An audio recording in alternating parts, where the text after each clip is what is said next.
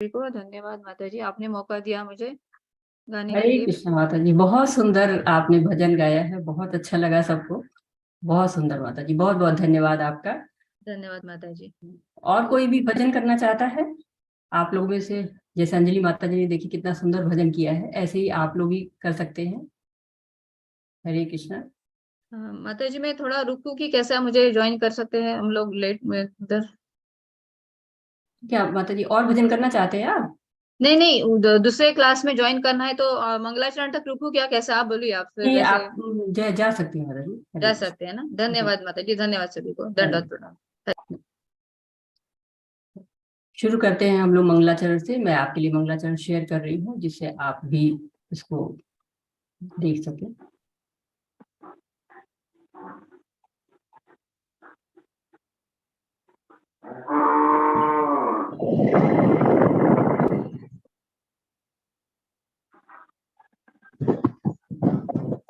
तो हम सबसे पहले मंगलाचरण करते हैं, इसलिए कि सभी अपने आचार्यों को, अपने गुरुओं को हम दे सकें, रिस्पेक्ट दे सके, आदर दे सके। धीरे जागो। शुरू करते हैं मंगलाचरण। ओम नमो भगवते वासुदेवाय। ओम नमो भगवते वासुदेवाय। ओम नमो भगवते वासुदेवाय। ओम अज्ञानातिमिरान्धस्य ज्ञानाञ्जनशलाकया चक्षुरुन्मीलितं येन तस्मै श्रीगुरुवे नमः। श्रीचैतन्यमनोभीष्टं स्थापितं येन भूतले स्वयं रूप कदा मह्यं ददाति स्वपदान्तिकं।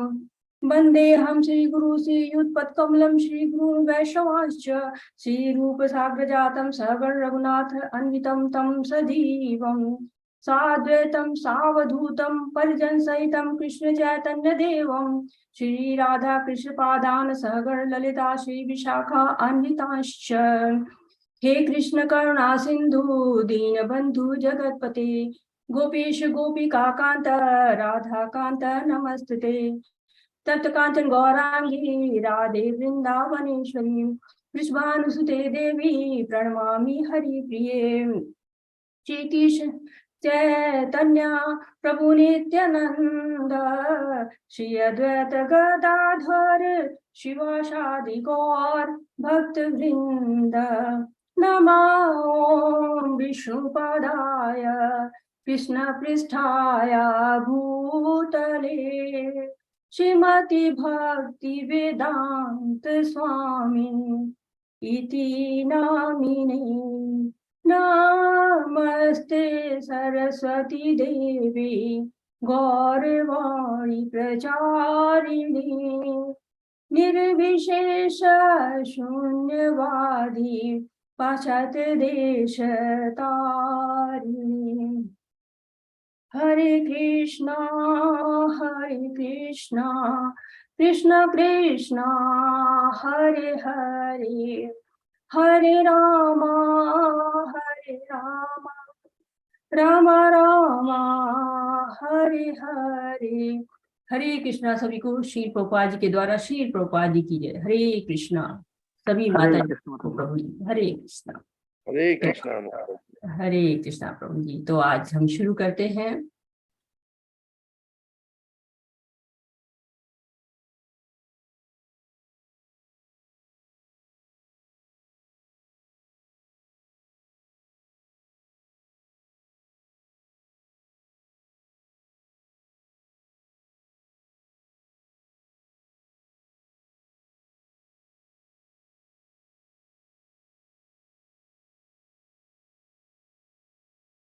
तो भगवत गीता की जो 18 दिन समझने की जो यात्रा है, उसका तीसरा दिन है आज। और आज मैं आप सबका पुनः स्वागत करती हूँ।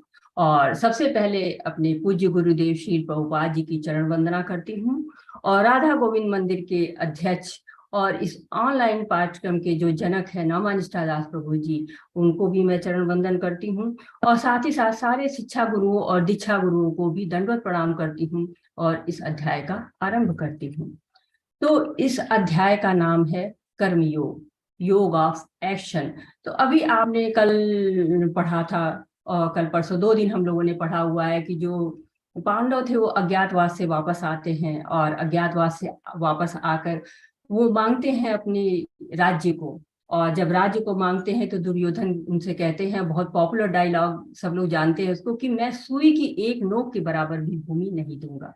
तो जब ये बात आ जाती है कि मैं सुई की एक नोक के बराबर भी नहीं दूंगा आपको जमीन, तो होता क्या है कि एक माहौल बन जाता है कि युद्ध का वातावरण तैयार हो जाता है, और कोई चारा नहीं रह जाता है पांडवों के पास कि और कोई भी चारा रह जाए कि हाँ कुछ और कर लेते, ऐसा कोई चारा नहीं था। तो युद्ध के है वो रणभेरी एक तरह से बच चुकी होती है, लेकिन फिर भी शांति प्रस्ताव बहुत लोग करते हैं कि बीच बिचाव का काम करते हैं कि हाँ नहीं हो युद्ध, लेकिन ऐसा हो नहीं पाता है। और कृष्ण जी भी जाते हैं कि हाँ हमको इस युद्ध को रोकना है, युद्ध ना हो, कुछ अच्छा परिणाम निकल जाए, लेकिन दुर्योधन किसी भी तरह से तैयार नहीं होते हैं। और जब वो तैयार नहीं होते हैं तो आ जाते हैं, दोनों सेनाएं आमने सामने खड़ी हो जाती हैं, और फिर अर्जुन शोकग्रस्त हो जाते हैं। अब कौन ये सोच सकता था कि युद्ध भूमि में इतना बड़ा योद्धा शोकग्रस्त हो जाएगा, लेकिन हाँ हो जाते हैं, क्योंकि मेरे मन कुछ और है और कर्ता के कुछ और, कर्ता कुछ और सोच रहे हैं, उन्होंने कुछ और व्यवस्था की हुई है कि हाँ कुछ और होगा। और क्या होगा, भगवत गीता सुनाई जाएगी, इसीलिए अर्जुन मोहग्रस्त होते हैं। अगर अर्जुन मोहग्रस्त नहीं होते तो भगवत गीता सुनाई नहीं जाती। तो उस वक्त उनको 5 कारण समझ में आते हैं कि दया, और साथ ही कोई आनंद नहीं है, ये पापपूर्ण क्रिया है, इससे पारिवारिक जो परंपराएं हैं उनका विनाश हो जाएगा, और साथ ही साथ असमंजस की स्थिति में रहते हैं। और भगवान दूसरे अध्याय में इन सारे कारणों का खंडन कर देते हैं और कहते हैं कि नहीं, दया जो है वो शरीर पर नहीं करनी है, दया आत्मा पर करनी है। और साथ ही साथ कहते हैं कि भगवान के कार्य में कुछ थोड़ा सा भी प्रयास हो उसकी हानि नहीं होती है, कोई पाप नहीं होता है। और असमंजस हमें कब होता है, जब हमारी बुद्धि बहुत शाखाओं में विभाजित हो जाती है, तब असमंजस होता है। और साथ ही कि आनंद क्यों नहीं है, अगर आप जीत जाएंगे तो पूरा साम्राज्य आपका है, इतना बड़ा साम्राज्य है, सब आपका है। और अगर हार जाते हैं तो मारे जाते हैं, बिना मारे तो आप हारेंगे नहीं, तो मारे जाएंगे तो स्वर्ग पहुंचेगा, स्वर्ग का राज्य भोगेंगे, तो आनंद भी इसमें है। तो इस तरह से क्या होता है कि सारे जितने भी उनके तर्क होते हैं उनका खंडन हो जाता है। और भगवान युद्ध भूमि को चुनते हैं भगवत गीता सुनाने के लिए। क्यों? क्योंकि युद्ध भूमि ऐसी जगह होती है जहां सबका आकर्षण होता है। दो लोग लड़ते रहे सड़क पे, सभी आकर्षित हो जाते हैं, सभी वहां पहुंच जाते हैं कि नई लड़ाई देखनी है। अभी कोई भजन भाव का कार्यक्रम होता है, सब लोग कहते हैं अच्छा अभी बाद में चलेंगे, अभी तो 5वीं जय सत्यनारायण भगवान की कथा हो रही है, अभी 5वां जब शंख बजेगा तब चलेंगे, अभी प्रसाद लेने के टाइम पे अभी से क्यों जाए। तो जो युद्ध भूमि होती है, जहां लड़ाइयां होती है, झगड़े होते हैं, वहां सब पहुंच जाते हैं, देवी देवता भी उसको देखने के लिए, भगवत गीता सुनने के लिए पहुंच जाते हैं। इसलिए युद्ध भूमि में वहां पर भगवान भगवत गीता को सुनाते हैं। जो भगवत गीता है उसके 5 मुख्य विषय हैं जिनके बारे में हम जानेंगे। तो पहला है ईश्वर है। ईश्वर कौन है?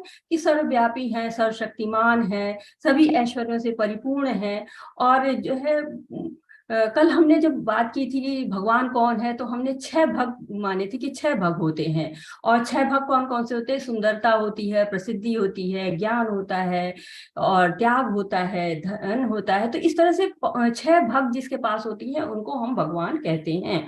और उनके पास ये प्रचुर मात्रा में है और हमेशा है, शाश्वत है, विद्यमान है हमेशा। ये नहीं कि आज है कल नहीं है, घट रहा है बढ़ रहा है, ऐसा कुछ भी नहीं, हमेशा ही है। तो भगवान कौन है? भगवान जो है वो सारे, आप चाहे जितने नाम बुलाइए उनको, चाहे परमेश्वर करिए, ईश्वर करिए, कृष्ण करिए, मधुसूदन कहिए, काफी नाम है उनके जो आप लेते रहते हैं, बहुत सारे नामों से आप उनको पुकारते हैं, वो सभी कारणों के कारण हैं। ईश्वरा परमः कृष्ण सच्चिदानंद विग्रह अनादिरादि गोविंद सर्व कारण कारणम। तो सभी कारणों के कारण है। तो ईश्वर के बारे में हमने कल पढ़ा था। दूसरा जो है वो प्रकृति है, उस प्रकृति के बीच में जिसमें हम बधे हुए हैं। कल भी हमने उनके बारे में पढ़ा था कि त्रैगुणिया विषया वेदा, यानी कि जो प्रकृति के 3 गुणों की बात है वो वेद में तीनों गुणों की बात हो रही है। और ये तीनों गुण ही हमें बंधन में डालते हैं, और इन तीनों से हम कैसे बच सकते हैं। फिर तीसरे नंबर पे आता है जीव। जीव कौन है? जीव आत्मा की बात हो रही है।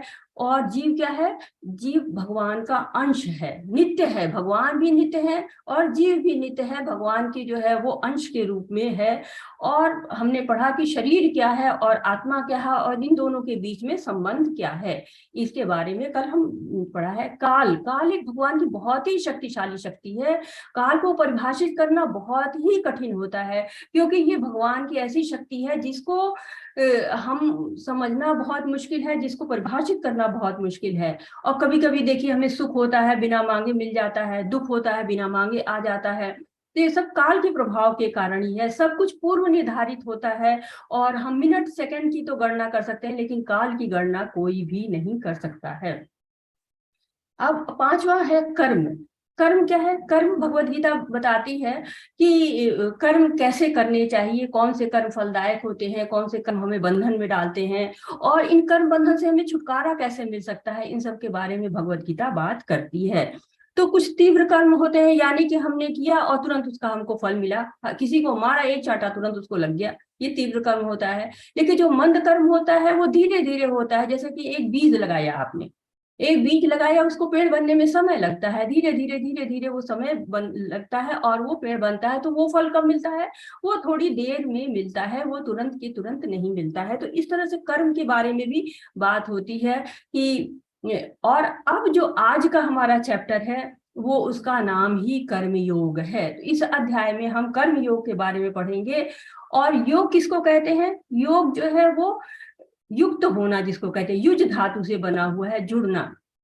किससे जुड़ना? भगवान से जुड़ना। जब हम भगवान से जुड़ते हैं तो उसको जो है उस तरह के जो कर्म होते हैं उनको कर्म योग कहते हैं। और आजकल के समय में क्या होता है, कल के समय में तो योग को कहते हैं कि इधर हाथ मारा उधर हाथ मारा, ये एक्सरसाइज, ये आसन वो आसन, ये क्या कहलाते हैं? ये आप योग कहते हैं। और योगा डे भी बहुत तेजी से बनाते हैं हम लोग, आजकल तो विश्व भर में योगा डे बनाया जा रहा है और योग का बहुत ज्यादा प्रचलन हो चुका है, योग के बारे में बहुत ज्यादा बातें होती हैं। लेकिन योग होता क्या है? एक भगवान से जो क्रियाएं भगवान की सेवा के लिए होती हैं, भगवान के लिए होती हैं, उन कर्मों को हम कर्मयोग की श्रेणी में रख सकते हैं। एक योग आप और पढ़ते हैं, जैसे कि मैथ्स में पढ़ते हैं कि 1 + 1 2, 5 + 5 10, 3 + 2 5, इस तरह का जो योग होता है, जुड़ जाना जिसको जोड़ कहते हैं, वो भी योग हम मानते हैं। लेकिन योग का असली अर्थ कौन बताएगा? योग का असली अर्थ बताते हैं हमारे योगेश्वर। भगवान कृष्ण को योगेश्वर भी कहा गया है। योगेश्वर क्या कहते हैं कि यत योगेश्वर कृष्ण यत पार्थो धनुधर तत् श्री विजयो भूति तत् श्री विजयो भूति धूर्ति नीति मर्तिमम। तो जहाँ योगेश्वर है, श्री कृष्ण है, वहीं पर क्या होता है? वहीं योग का जो है वो सही बात जो है वो योगेश्वर के द्वारा ही हमें पता चल पाती है। तो इस तरह से योग के बारे में आज हम कर्म योग के बारे में पढ़ेंगे। कर्म योग और कर्म कांड के बारे में कर्म योग और कर्म कांड एक समान नहीं है। कर्म कांड का तात्पर्य देवी देवता पूजा की सेवा करना, आत्महित इंद्रिय भोग के लिए, जबकि कर्म योग इसके बिल्कुल विपरीत है। यह लगातार परमेश्वर को खुश रखना है, सेवा करना है, सेवा करने के लिए। तो इस तरह से क्या होता है कि इस तरह से परमेश्वर को जो खुश करना है, सेवा करना है, उसके लिए कर्मयोग करना पड़ता है या करना चाहिए। तो कर्म कांड और कर्म योग दोनों एक समान नहीं है, दोनों अलग अलग है। कर्म कांड क्या होता है? देवी देवताओं की पूजा करनी होती है, उसको कर्म कांड दरअसल जो हम स्वार्थ के लिए करते हैं, किसी भी हम अपने लिए जो हमारे मतलब लाभ के लिए, स्वार्थ के लिए जो कार्य किया जाता है उसको हम कर्म योग कहते हैं। तो कर्म जो है वो 3 प्रकार के होते हैं। एक अच्छे कर्म होते हैं जो कि किसी की मदद के रूप में किए जाते हैं, जैसे किसी को भोजन दे देना है, किसी को धन दे देना है, किसी को शारीरिक सहायता कर देनी है, किसी को सड़क पार करा देना है, किसी की असहाय कोई जा रहा है, उसके पास ढेर सारा सामान है, उसको यहाँ उसके साथ पहुंचा देना, उसको सही जगह पे, ये सब क्या है? अच्छे कर्म कह जाते हैं, इनसे पुण्य मिलता है। और जो बुरे कर्म होते हैं वो बुरे कर्म उनको कहे जाते हैं जो कि चोरी कर लेना, डकैती कर लेना, या कोई धोखा दे देना, कपट कर लेना, धन ले लेना, इस तरह के जो कर्म होते हैं उनको हम क्या कहते हैं, उनको हम बुरे कर्म कहते हैं। और तीसरा कर्म और होता है जिसको हम कहते हैं कि कृष्ण की भक्ति में कर्म करना, यानी कि कृष्ण भावना भावित कर्म करना। तो सामान्य हम आजकल जब बातचीत करते हैं तो हम कहते हैं कर्म ही पूजा है, और भगवत गीता के द्वारा हम जान सकते हैं कि किस प्रकार के कर्म को हम पूजा की श्रेणी में रख सकते हैं, और कौन सा कर्म जो है वो हमारे बंधन का कारण बन जाएगा, कौन सा कर्म हमें मुक्ति दिला देगा। तो कर्म के बारे में हमने दूसरे अध्याय में भी चर्चा की थी, और इस अध्याय में हम उसको और विस्तार देने जा रहे हैं। तो कर्म योग और कर्म कांड दोनों एक नहीं है। कर्म कांड का तात्पर्य है कि हम अपने स्वार्थ के लिए, हम अपने इंद्रियों के भोग के लिए हम किसी देवी देवता से मांगते हैं कुछ, उनकी पूजा करते हैं, वो कर्म कांड कहलाता है। और जब भगवान की सेवा करते हैं, भगवान को खुश करते हैं, तो वो कर्म योग कहलाता है। इन दोनों में ये डिफरेंस है। अर्जुन उवाच ज्यायसी चेत कर्मस्ते मता बुद्धि जनार्दन तत्की कर्मणि घोरे मा नियोजयसि केशव।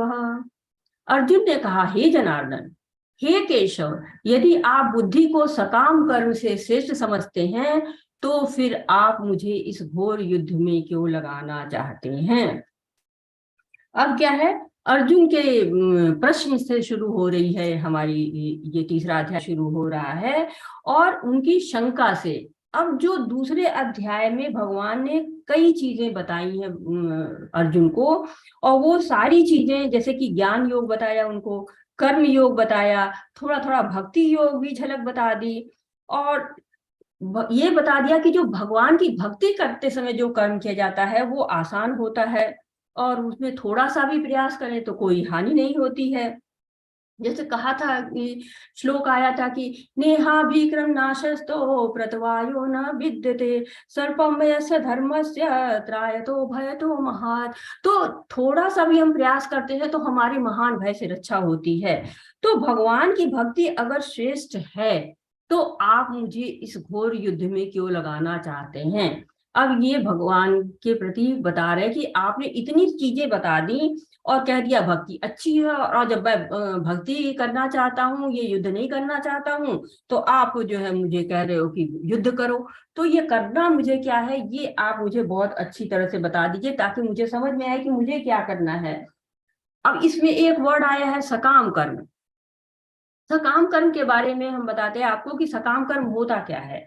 तो सकाम कर्म वो कर्म होते हैं जो शास्त्रों से सम्मत होते हैं, शास्त्र जिनको अप्रूव्ड करते हैं, और लेकिन उसमें फल की आशा भी रहती है कि अगर कोई फल के साथ अगर हम कोई काम करते हैं, इसमें हमारे थोड़ा सा भी स्वार्थ छिपा रहता है, इंद्रिय भोग छिपा रहता है, तो वो क्या हो जाता है, वो सकाम कर्म होता है।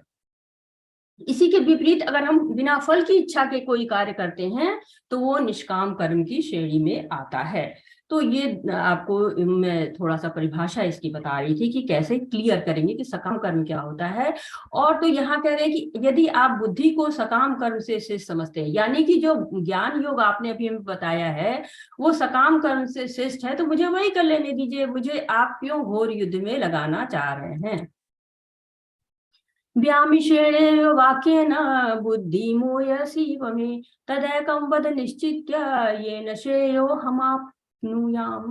आपके व्यामिश्रित उपदेशों से मेरी बुद्धि मोहित हो गई है, अतः कृपा करके निश्चय पूर्वक मुझे बताएं कि इनमें से मेरे लिए सर्वाधिक श्रेयस्कर क्या होगा। तो अब क्या बता रहे हैं भगवान को, अर्जुन कह रहे हैं कि आपके व्यामिश्रित यानी कि ढेर सारे अर्थ तो आपने बता दिए, ये सारे उपदेश देने से मेरी बुद्धि को क्या हो गया, मोह में जकड़ गई है। अतः मुझे आप ये बताइए कि मेरे लिए सर्वाधिक श्रेयस्कर क्या होगा, मतलब ऐसा कौन चीज है जो कि मेरे लिए श्रेय देने वाली, मुझको श्रेय दिलाएगी, ऐसी चीज का आप वर्णन करिए। तो कल हमने जब बात की थी तो बात की थी कि श्रेयस और प्रेयस की बात की गई। तो क्या आप में से कोई बताना चाहेगा कि श्रेयस क्या होता है और प्रेयस क्या होता है, कोई बताना चाहेगा।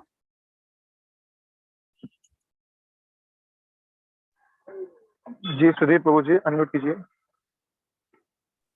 हरे कृष्णा माता जी, दंडवत हरे प्रणाम। ये श्रेयस जो है, इनका जो रिजल्ट होता है लॉन्ग टाइम होता है। मतलब जो शुरू में हमको खराब लगता है, लेकिन लॉन्ग टाइम हमारे लिए श्रेष्ठकर होते हैं, वो श्रेयस कर्म होते हैं। जैसे बच्चे को शुरू में स्कूल जाना खराब लगता है, खरता है, लेकिन पढ़ाई जब कर लेता है तो उसका जीवन यापन हो सकता है आराम से। और श्रेयस के अलावा दूसरा क्या नाम बताया था? प्रेयस। प्रेयस, हाँ। प्रेयस मतलब शुरू में हमको अच्छा लगेगा, लेकिन उसका लॉन्ग रिजल्ट बहुत खराब होगा। तो जो हमारी, क्योंकि उसको हम उस समय इतना नहीं समझ पा रहे हैं। शुगर का मरीज है, डॉक्टर ने कहा शुगर नहीं खानी है, लेकिन हम रसगुल्ला खा रहे हैं, हमें बड़ा अच्छा लग रहा है। तो वो बाद में हमारे लिए घातक हो गया, क्योंकि हमारी शुगर बढ़ गई, हमारे जीवन पर भी बात आ सकती है। बच्चे को चॉकलेट खाना अच्छा लग रहा है, बच्चे माँ बाप मना कर रहे हैं चॉकलेट मत खाओ, लेकिन जब उसके दांत में कीड़ा लग गया, डॉक्टर उसका दांत निकाल रहा है, तो उसके लिए घातक हो गया। शुरू में उसको वो बात नहीं समझ में आई, खराब लग रही। तो मेरा कहने का यही मतलब है कि श्रेयस वास्तव में कर्म जो होते हैं, कार्य, वो हमारे लिए अच्छे होते हैं।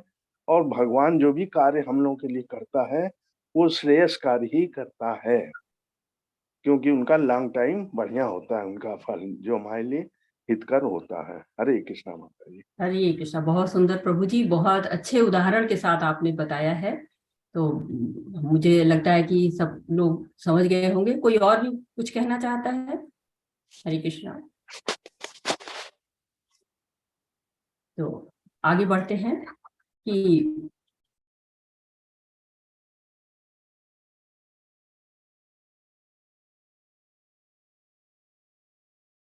चलिए आगे बढ़ते हैं, हम लोग अगले श्लोक पे पहुंचते हैं। श्री भगवान उवाच लोकोऽस्मिन् द्विविधा निष्ठा पुरा प्रोक्ता मया नघ ज्ञान योगेन सांख्यानां कर्म योगेन योगिनां। तो श्री भगवान ने कहा, हे निष्पाप अर्जुन, मैं पहले ही बता चुका हूं कि आत्म साक्षात्कार का प्रयत्न करने वाले दो प्रकार के पुरुष होते हैं। कुछ इसे ज्ञान योग द्वारा समझने का प्रयत्न करते हैं, तो कुछ भक्तिमय सेवा के द्वारा। तो यहाँ भगवान क्या कह रहे हैं कि दो मार्ग बता रहे हैं कि दो प्रकार के पुरुष होते हैं और आत्म साक्षात्कार का प्रयत्न करने वाले, यानी कि दो प्रकार के पुरुष का मतलब है कि दो प्रकार के मार्ग होते हैं। तो कुछ लोग क्या करते हैं कि ज्ञान योग के द्वारा समझना चाहते हैं भक्ति को, और कुछ लोग सेवा के द्वारा समझना चाहते हैं। दोनों भगवान के पास ही पहुंचना चाहते हैं, लेकिन दोनों का तरीका अलग अलग होता है। कुछ लोग बुद्धि लगा के करते हैं और कुछ सेवा के द्वारा। जैसे कि आप कोई भी गैजेट खरीद के लाते हैं, आपके पास लैपटॉप है या मिक्सी है, कुछ भी है, कोई भी चीज, आप कंप्यूटर है, टीवी है, कुछ भी खरीद के लाते हैं, तो आप क्या करते हैं? बहुत से लोग उसको यूट्यूब देख के पढ़ते हैं कि कैसे इसको चलाया जाए। कुछ लोग मैनुअल देख के उसको चलाने की कोशिश करते हैं। कुछ लोग जाते हैं गूगल पे सर्च करते हैं कि इसको कैसे चलाया जाए। कुछ लोग एजेंसी वालों से पूछते हैं कि कैसे चलाया जाए। लेकिन कुछ लोग ऐसे होते हैं जो दूसरा मार्ग अपनाते हैं, वो खुद ही अपना आगे बढ़ते हैं। एक काम किया, फिर हाँ देखा ये ठीक चल रहा है, फिर दूसरा किया, हाँ ये ठीक चल, ऐसे करते करते सीखते चले जाते हैं। तो दो तरह के रास्ता होता है कि एक तो हमने ज्ञान प्राप्त कर लिया, हमने सारे शास्त्र वगैरह पढ़ लिए, ज्ञान प्राप्त किया और उसके बाद भगवान को समझा उस तरह से। और कुछ लोग होते हैं कि अपना सेवा करते हैं, भोग लगाते हैं, प्रसाद बनाते हैं, अपने फूल माला चढ़ाते हैं, और इस तरह से करके वो लोग सीख जाते हैं भक्ति को कि कैसे भगवान की सेवा करना चाहिए। तो ये दो तरह के रास्ते होते हैं भगवान तक पहुंचने के।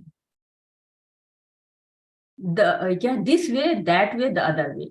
अब क्यों ये अर्जुन की दुविधा को दिखाया जा रहा है कि अर्जुन सोच रहे इधर जाऊं कि इधर जाऊं कि इधर जाऊं। यह अर्जुन कृष्ण से पूछ रहे हैं। एकम वन, एक बात बोलिए, एक बात बताइए कि क्या करूं मैं, ये बता दीजिए मुझे। तो उनका ये ज्ञान योग के द्वारा सीख रहे हैं कि कैसे ज्ञान प्राप्त करके कैसे भगवान तक पहुंचे। हनुमान जी का चित्र है, ये बता रहा है कि भक्ति का मार्ग है और भक्ति के द्वारा हम भगवान तक पहुंच सकते हैं। तो दो तरह के रास्ते बताए गए कि कैसे या तो हम भगवान तक किस तरह से पहुंच सकते हैं। तो ना तो कर्म से विमुख होकर कोई कर्म फल से छुटकारा पा सकता है और न केवल संन्यास से सिद्धि प्राप्त की जा सकती है। तो यहाँ पर क्या बताया गया कि कर्म से विमुख होकर, यानी कि जो ज्ञान योग में जाते हैं ये लोग क्या करते हैं कि दीन दुनिया से थोड़ा अलग हो जाते हैं, संन्यास लेते हैं और ज्ञान प्राप्त करते हैं, ये भौतिक जीवन से दूर हो जाते हैं। तो कह रहे हैं कि कर्म से विमुख होकर, यानी कि सारे कर्मों को छोड़कर हम उनसे दूर रह के, ये नहीं है कि हम कर्म फल से छुटकारा पा जाएंगे और न ही यह है कि संन्यास ले लेंगे तो हमें सिद्धि प्राप्त हो जाएगी।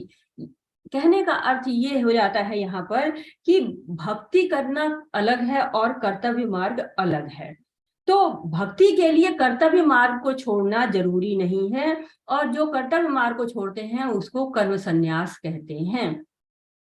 और अर्जुन यही कह रहे हैं कि मैं सारे कर्म छोड़कर भक्ति करना शुरू कर दूं, परंतु भगवान कह रहे हैं कि कर्म का परित्याग कोई कर ही नहीं सकता है। यहाँ तक कि जो सन्यासी होता है उसको भी कर्म करना पड़ता है। जैसे कि उसे खाना तो खाना ही है ना, तो खाना बनाएगा तभी तो खाएगा, या करेगा क्या कि उसको खाने के लिए जुगाड़ करना पड़ेगा, फल तोड़ने पड़ेंगे या कुछ जमीन से खोद के कुछ निकालना पड़ेगा कंदमूल, तो वो खाएगा। कुछ ना कुछ तो उसको जतन करना पड़ेगा ना कोई कर्म तो करना ही पड़ेगा।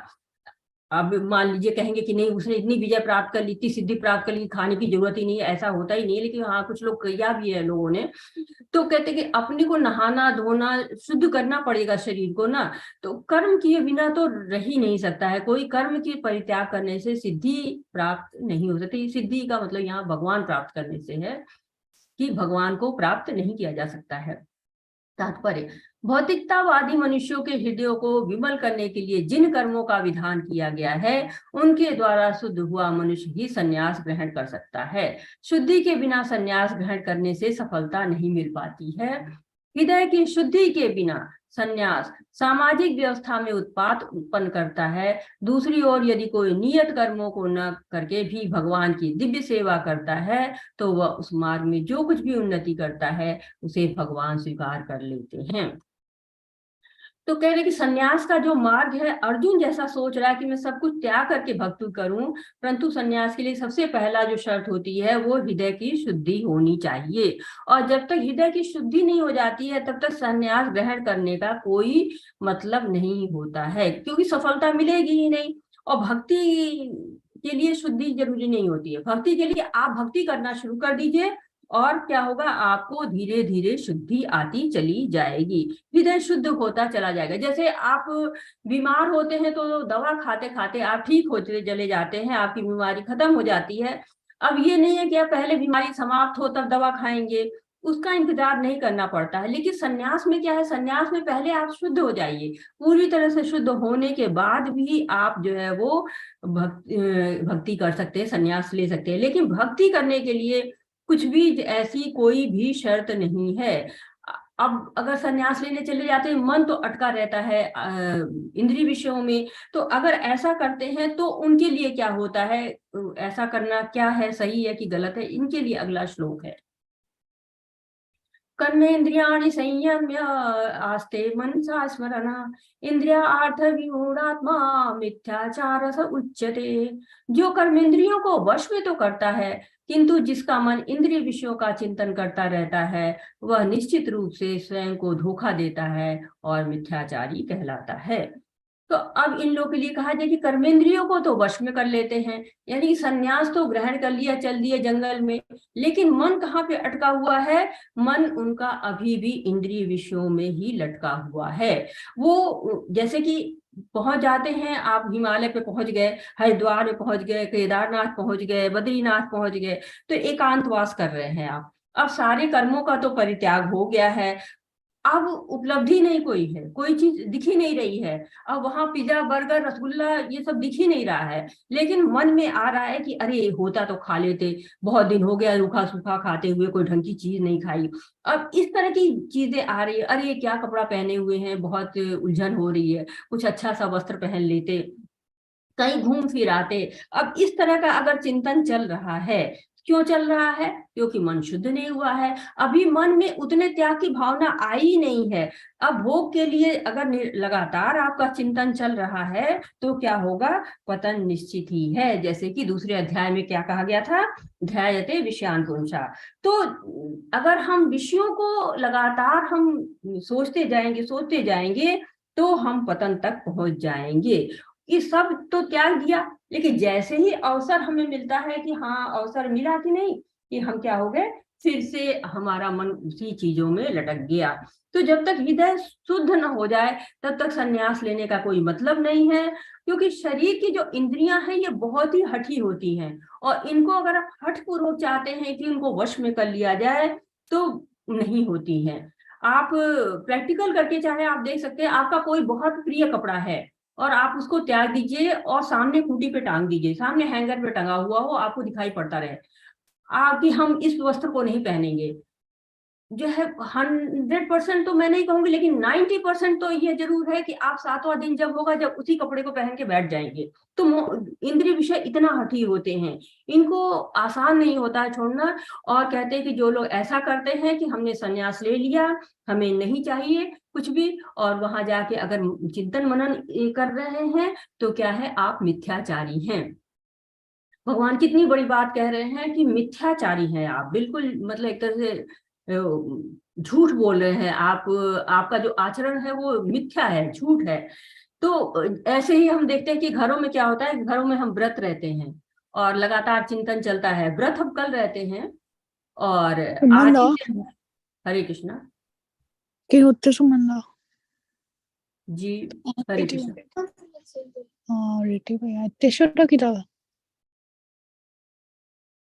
तो मन में क्या होता है, हमारे चिंतन चलता रहता है कि आज क्या खाएंगे, कल व्रत है, कल क्या है खाएंगे, तो आज ये बाजार से लाते हैं, ये बाजार से लाते हैं।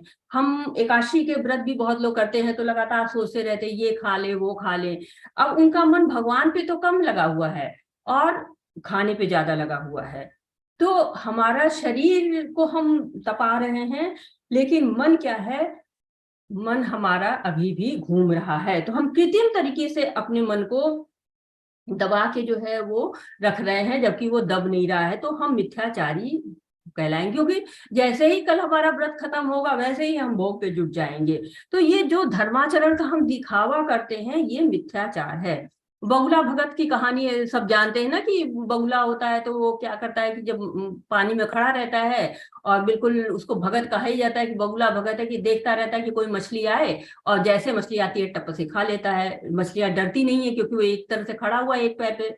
तो ये कहानी सब लोगों ने, आप लोगों ने पढ़ी हुई है। तो ऐसा ही त्याग बहुत से लोग करते हैं कि कोई कहते हैं मंगल को हम ये नहीं खाएंगे, बृहस्पति को हम ये नहीं खाएंगे। तो इस तरह का, या कोई महीने ढूंढ लेते हैं कि सावन के महीने में हम नहीं खाएंगे, और फिर बहाने ढूंढते रहते हैं कि अच्छा 4 दिन बचे, 5 दिन बचे, 2 दिन बचे। तो ऐसे हमारी जो है वो चलता रहता है कि हाँ अब 2 दिन बचे, अब खाना शुरू करेंगे, 2 दिन रह गया, 1 दिन रह गया। तो ये हमारे क्या है, मिथ्याचार होता है।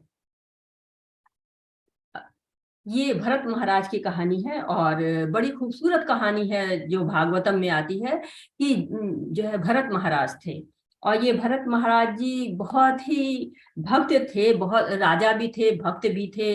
राज ऋषि कहा जाता था ऐसे लोगों को। बहुत धन ऐश्वर्य था, लेकिन साथ साथ भक्ति भी थी। अब इनके मन में एक दिन आता है कि हम अपना राजपाट छोड़ देते हैं और चलते हैं कहीं वन में, जाके वहां तपस्या करेंगे।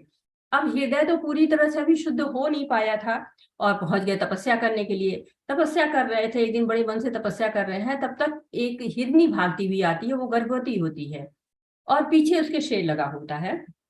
शेर उसको खाना चाहता है, डर के मारे हिरनी पानी में कूद जाती है, वहां पानी तालाब वगैरह जो भी नदी रही हो तो उसमें जो है कूद जाती है, और वहीं पर वो बच्चे को जन्म दे देती है और साथ ही साथ वो उसकी मृत्यु भी हो जाती है।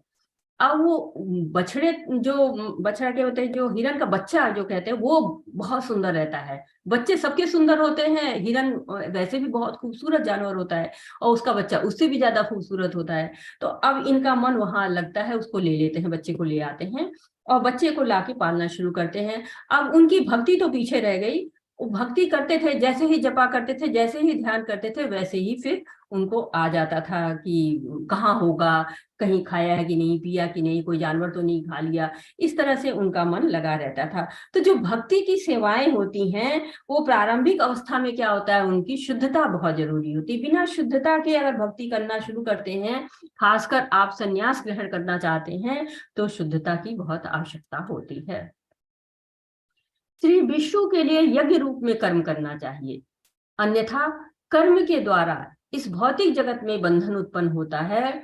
अतः हे कुंती पुत्र, उनकी प्रसन्नता के लिए अपने नियत कर्म करो, इस तरह तुम बंधन से सदा मुक्त रहोगे। तो क्या कहा है कि विष्णु के लिए कर्म करना चाहिए, भगवान के लिए कर्म करना चाहिए। जैसे आप जानते हैं कि 3 तरह के कर्म होते हैं, एक अच्छे कर्म होते हैं, बुरे कर्म होते हैं, और कृष्ण भावना भावित कर्म होते हैं। तो हम इस संसार में अच्छे कर्म करके भी रह सकते हैं, लेकिन कर्म तो करना ही पड़ेगा। जीव क्या होता है, कर्म करने के लिए बाध्य होता है, और बाध्य होता है तो कर्म बंधन भी होता है। और कर्म बंधन से मुक्ति करने के लिए क्या करना है कि विष्णु के लिए यज्ञ रूप में कर्म करना चाहिए। तात्पर्य, अतः भगवान विष्णु की प्रसन्नता के लिए कर्म करना चाहिए। इस जगत में किया जाने वाला अन्य कोई कर्म बंधन का कारण होगा, क्योंकि अच्छे तथा बुरे कर्मों के फल होते हैं, और कोई भी फल कर्म करने वाले को बांध लेता है। अतः कृष्ण को प्रसन्न करने के लिए कृष्ण भावना भावित होना होगा, और जब कोई ऐसा कर्म करता है तो वह मुक्त दशा को प्राप्त रहता है।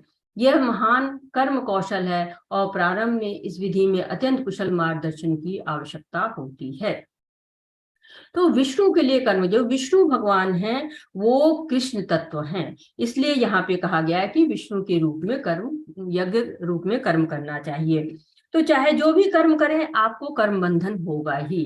तो बंधन है, चाहे वो आपको साधारण बंधन हो, लोहे का बंधन हो, या फिर पीतल का बंधन हो, या फिर सोने का बंधन हो, बंधन तो बंधन ही है। और जब भी हम कोई पाप कर्म करेंगे या पुण्य कर्म करेंगे, हमें बांधेंगे ही बांधेंगे। जैसे कि पाप कर्म क्या करते हैं, आप तो आपको पता है कि पाप कर्म करने पर हमको उसका दंड मिलेगा, लेकिन पुण्य कर्म कैसे बांधते हैं, ये प्रश्न आपके मन में आ रहा होगा। तो कहते हैं कि जब हम अच्छे कर्म करते हैं, तो पुण्य कर्म करते हैं, तो हमें पुण्य मिलता है, और जो पुण्य मिलता है उससे हम और उच्च लोगों को जाते हैं। और जब उच्च लोकों में जाते हैं, जैसे कि स्वर्ग की प्राप्ति हो जाती है, हमने अच्छे पुण्य कर्म किए, स्वर्ग, आप कहते हैं ना कि अच्छे कर्म करोगे स्वर्ग मिलेगा, तो स्वर्ग मिल जाता है। लेकिन स्वर्ग तो ऐसे जैसे बैंक की तरह से है कि अगर बैंक में आपके पैसा जमा है तो आपको पैसा मिल जाएगा, अगर बैंक में पैसा नहीं जमा किया तो पैसा नहीं मिलेगा। वैसे ही स्वर्ग लोक में क्या होता है कि स्वर्ग लोक में आप जाएंगे, जब तक पुण्य आपका रहेगा तब तक आप खूब पुण्य भोगेंगे, फल भोगेंगे, और जैसे ही आपके पुण्य का लेखा जोखा क्षीण होता जाएगा, कम होता जाएगा, आपकी अवधि वहां से कम होती जाएगी, और आप फिर जन्म मरण के चक्कर में आ जाएंगे। जैसे कि पुनरपि जन्मम पुनरपि मरणम, बार बार जन्म लीजिए और बार बार मरिए। तो इस तरह के जो क्या होते हैं कर्म, दोनों तरह के कर्म संसार में बांधते हैं। तो भगवान के लिए कर्म करिए, भगवान के लिए कर्म करेंगे तो संसार का कोई भी बंधन नहीं मिलेगा। हर कार्य का परिणाम होता है, लेकिन भक्तिमय जो कार्य होते हैं उनका परिणाम नहीं होता है। इसको इस तरह से समझ सकते हैं कि जैसे कोई समाज में होता है और वो दूसरे को मार देता है या कोई भी गलत कार्य कर देता है, तो उसको सजा मिलती है, उसको अवश्य सजा मिलती। लेकिन जो पुलिस होता है वो अगर किसी अपराधी को मार देता है, या सेना के लोग होते हैं वो दूसरे देश के जो लोग घुसने का प्रयत्न करते हैं उनको मार देते हैं, तो उनको कोई सजा नहीं मिलती है। क्यों? क्योंकि उन्होंने नियम के अनुसार कार्य किया है। इसी तरह से अगर आप भक्ति में कोई कार्य कर रहे हैं तो भक्ति के कार्यों के साथ कोई भी बंधन नहीं होता है, क्योंकि जो भक्ति के कार्य होते हैं वो भगवान के नियम के अनुसार होते हैं।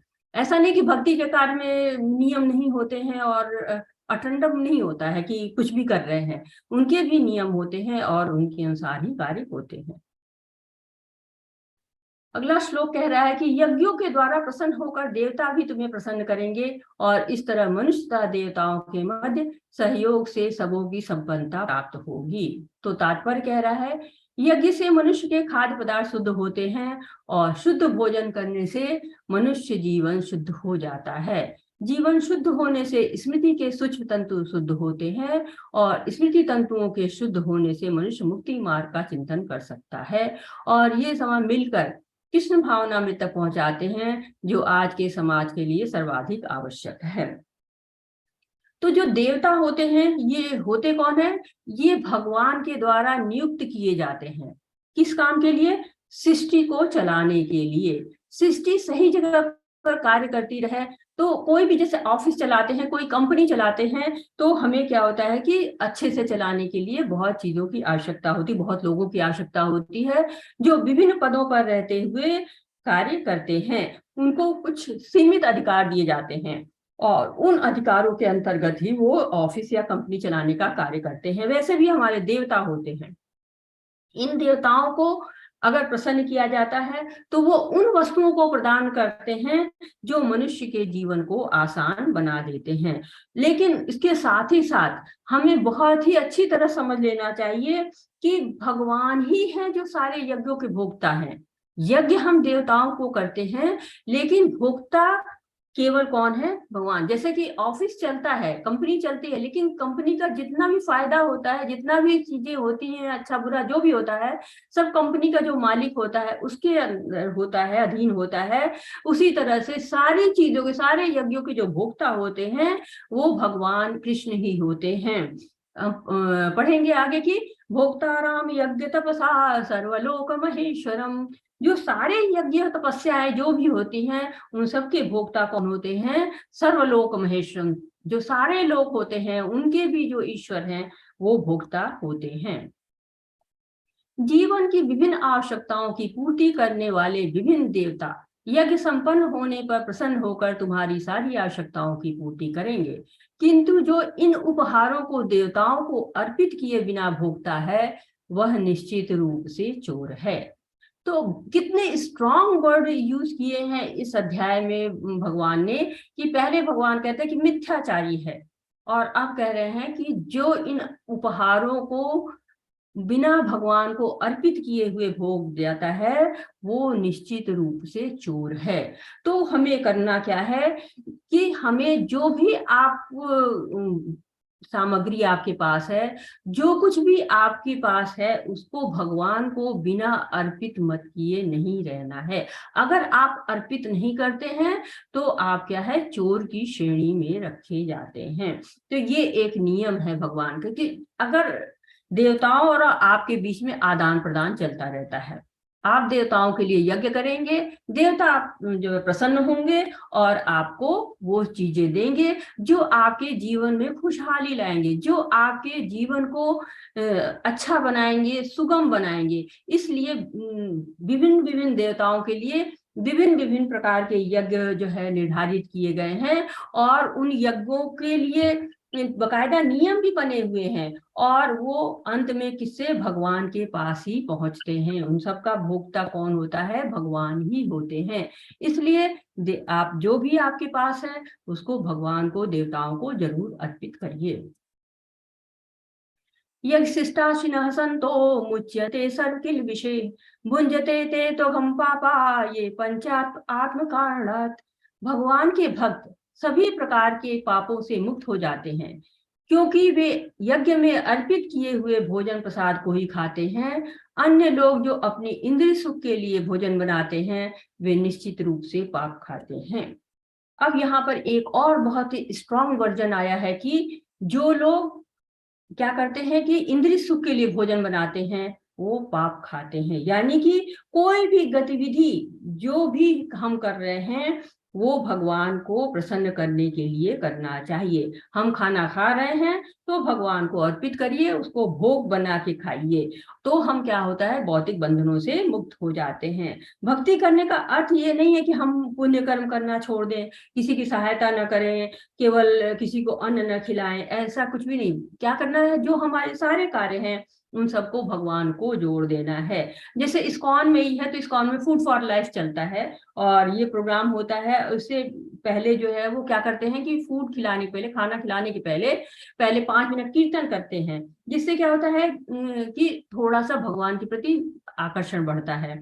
छोटी सी भगवान की कहानी सुना देते हैं, भगवान के बारे में जानकारी मिलती है, फिर जो है वो भोजन खिलाते हैं, भोग खिलाते हैं। तो ये सारा जो है वो कार्यक्रम करने से क्या होता है कि एक तो ये उद्देश्य होता है कि मंदिर के आसपास कोई भूखा न सोए। वैसे भी कहते हैं कि हमारे आसपास कोई भूखा सो रहा है तो वो उसका पाप हमें मिलता है, तो हमें ये ध्यान रखना चाहिए कि हमारे आसपास कोई भूखा न सो जाए, ये बहुत जरूरी होता है। लेकिन साथ ही साथ क्या करना है कि उसको प्रसाद खिलाना है, उसकी शुद्धि हो ऐसा प्रयत्न करना है। देखिए, हम किसी की सहायता दो तरह से कर सकते हैं। एक तो ये है कि हमने उसको पैसा रुपया दे दिया, ठीक है, हो गया, उसका काम हो गया, चला गया। दूसरा क्या है कि खाने को दे दिया तो भी हो गया, कुछ उपहार दे दिया, ये भी एक सहायता हो जाती है। लेकिन सोचिए कि अगर कोई बच्चा खो गया है, किसी मेले में खो गया है, उस बच्चे को आप कितना भी टॉफी, चॉकलेट, चिप्स, पापड़ कुछ भी दे दीजिए, उसको संतुष्टि नहीं होगी। उसको संतुष्टि तभी होगी जब उसको आप उसके घर पे छोड़ देंगे। उसी तरह से जो जीव है, जीव इस संसार में भटका हुआ, खोया हुआ बच्चे की तरह से है। अगर उसको भगवान के पास पहुंचने का आप रास्ता बता देते हैं तो क्या होता है, ये श्रेष्ठ कर्म होता है। उसको खाना खिला देना पुण्य कर्म है, लेकिन उसको भगवान के घर का रास्ता बता देना, ये उसका जो है वो श्रेष्ठ कर्म बन जाता है। तो आप अपने जीवन में इसको फॉलो कर सकते हैं कि अगर किसी को आप उपहार देते हैं तो भगवत गीता दीजिए, अगर किसी को खाना खिलाते हैं तो उसको भोग दीजिए, अगर किसी से बातें करते हैं तो उसको भगवान की वाणी सुनाइए। ये क्या होती है, इससे आपको भी स्थायी प्रसन्नता मिलती है और साथ ही साथ जो आपके कर्म होते हैं वो श्रेष्ठ हो जाते हैं और उनके द्वारा आप जो है वो बंधन में नहीं पड़ते हैं। तो यज्ञ शिष्टाशिना, जो यज्ञ से बचा हुआ भोजन, यानी कि जो भगवान को अर्पण किया हुआ भोजन है, इस भोजन का महत्व यहाँ पर बताया जा रहा है कि आपको वही भोजन करना है जो भगवान का यज्ञ शिष्टा है, जो यज्ञ में बचा हुआ है भगवान के भोग लगने के बाद। सारे प्राणी अन्न पर आश्रित हैं, जो वर्षा से उत्पन्न होता है। वर्षा यज्ञ संपन्न करने से होती है और यज्ञ नियत कर्मों से उत्पन्न होता है। तो ये आपका सर्कल है। परमेश्वर जो यज्ञ पुरुष अथवा समस्त यज्ञों के भोक्ता कहलाते हैं, सभी देवताओं के स्वामी हैं और जिस प्रकार शरीर के अंग पूरे शरीर की सेवा करते हैं, उसी तरह सारे देवता उनकी सेवा करते हैं। इंद्र, चंद्र तथा वरुण जैसे देवता भगवान द्वारा नियुक्त अधिकारी हैं, जो सांसारिक कार्यों की देखरेख करते हैं। सारे वेद इन देवताओं को प्रसन्न करने के लिए यज्ञों का निर्देश करते हैं, जिससे वे अन्न उत्पादन के लिए प्रचुर वायु, प्रकाश तथा जल प्रदान करें। जब कृष्ण की पूजा की जाती है तो उनके यह अंग स्वरूप देवताओं की भी स्वतः पूजा हो जाती है, अतः देवताओं की अलग से पूजा करने की आवश्यकता नहीं होती। इसी हेतु कृष्ण भावना भावित भगवत भक्त सर्वप्रथम कृष्ण को भोजन अर्पित करते हैं और तब खाते हैं। यह ऐसी विधि है जिससे शरीर का आध्यात्मिक पोषण होता है। तो मेरा आपसे प्रश्न है कि आप लोग में से कितने लोग हैं जो भोग लगाते हैं अपने घर में, या भोग लगा हुआ भोजन ग्रहण करते हैं?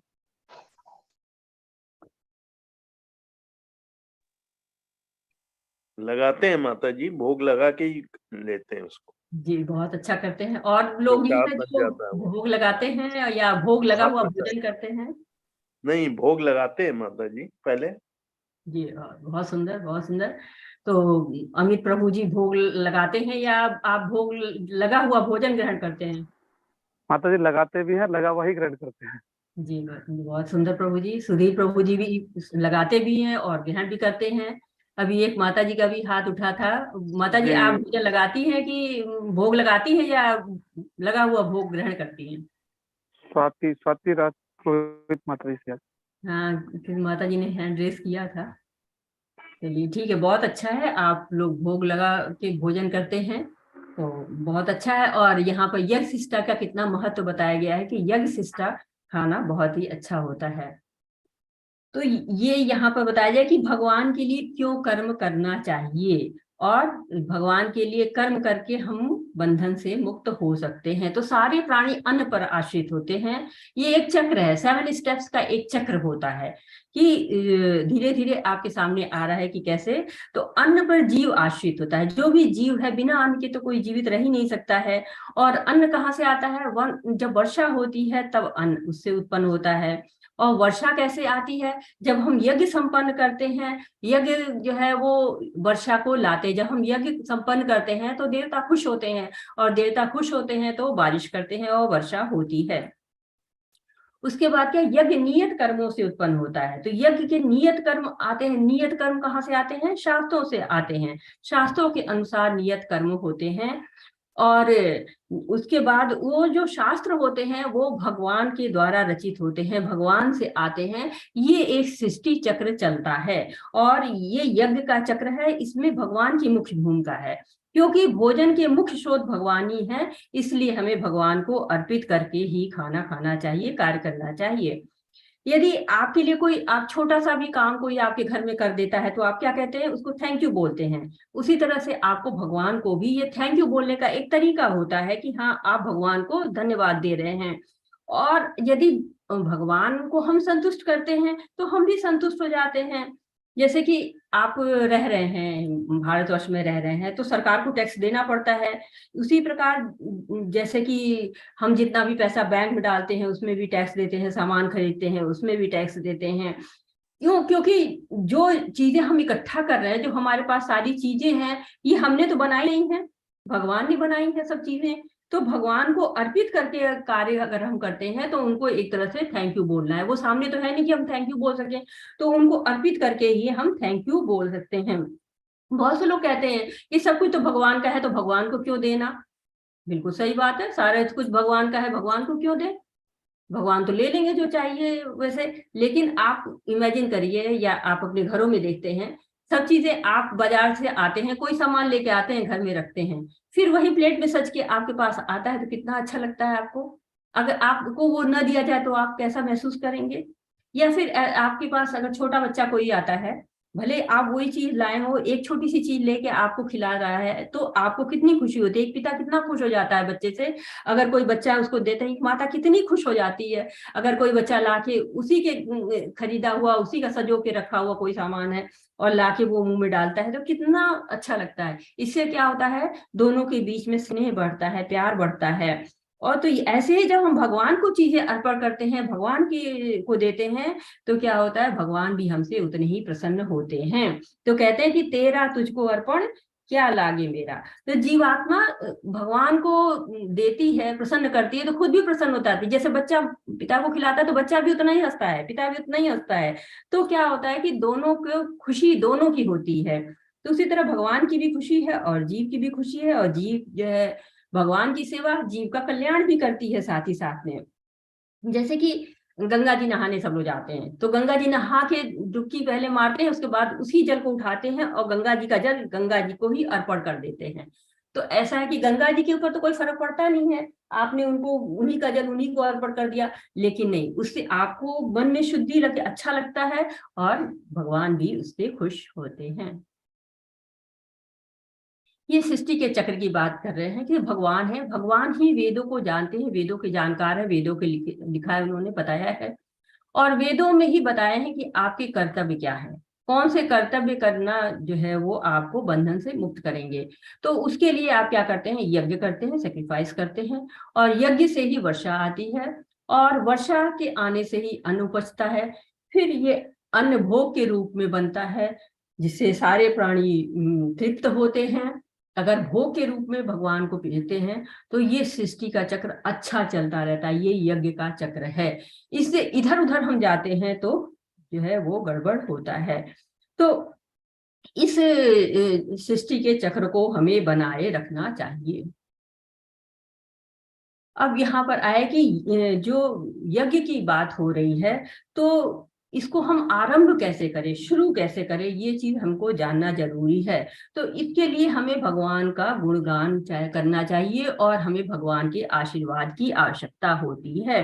तो सबसे आसान तरीका होता है कि हम भगवान के नाम का जप करें, और भगवान के नाम का जप होता है वो हमें शक्ति देता है, और हम भगवान के लिए कार्य कर पाए। इसके लिए श्रीमद् भागवतम के 11.5.32 में कहा गया है, कृष्ण वर्णम तुषा कृष्णम सांगोपागस्पाद सदम यज्ञ संकीर्तन प्रायेर यजंती ही सुमेघशः। कलयुग में मेघशः यानी कि बुद्धिमान व्यक्ति, अर्थात सुमेघशः बहुत ही बुद्धिमान व्यक्ति, भगवान के नाम का जप करेंगे। तो भगवान के जप के लिए कई शास्त्रों में कई चीज कही गई, कहे गए सतोध्याय तो विष्णु, यानी सतयुग में विष्णु का ध्यान करके, क्योंकि सतयुग में लोगों की आयु बहुत ज्यादा था, आयु इतनी थी कि वो बहुत लंबे लंबे 10-10 हजार वर्षों तक के उन लोगों ने किए हैं, तप किए हैं।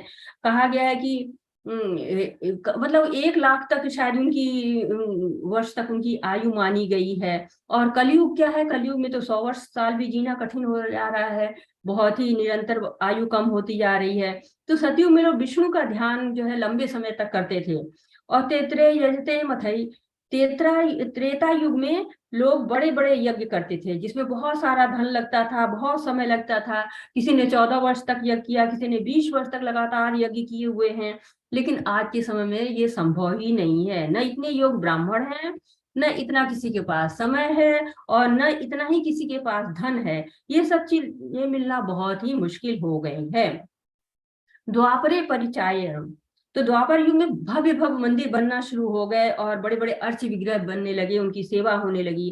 परंतु धीरे धीरे कलयुग में अब ये भी संभव होना मुश्किल, मतलब नहीं हो पाएगा ये चीजें। तो कहा गया है कि कलतऊ तद हरि कीर्तनम, कलऊ तद हरि कीर्तनम, तो कलयुग में हरि कीर्तन लाभदायक रहेगा। जितना फल सतयुग में विष्णु के ध्यान से, त्रेता में यज्ञ करने से और द्वापर में अर्च विग्रह से जितना से मिलता था आपको फायदा, जितना लाभ मिलता था, वो कलयुग में हरि कीर्तन से मिल जाएगा। कलयुग में ये सब करने की आवश्यकता नहीं है।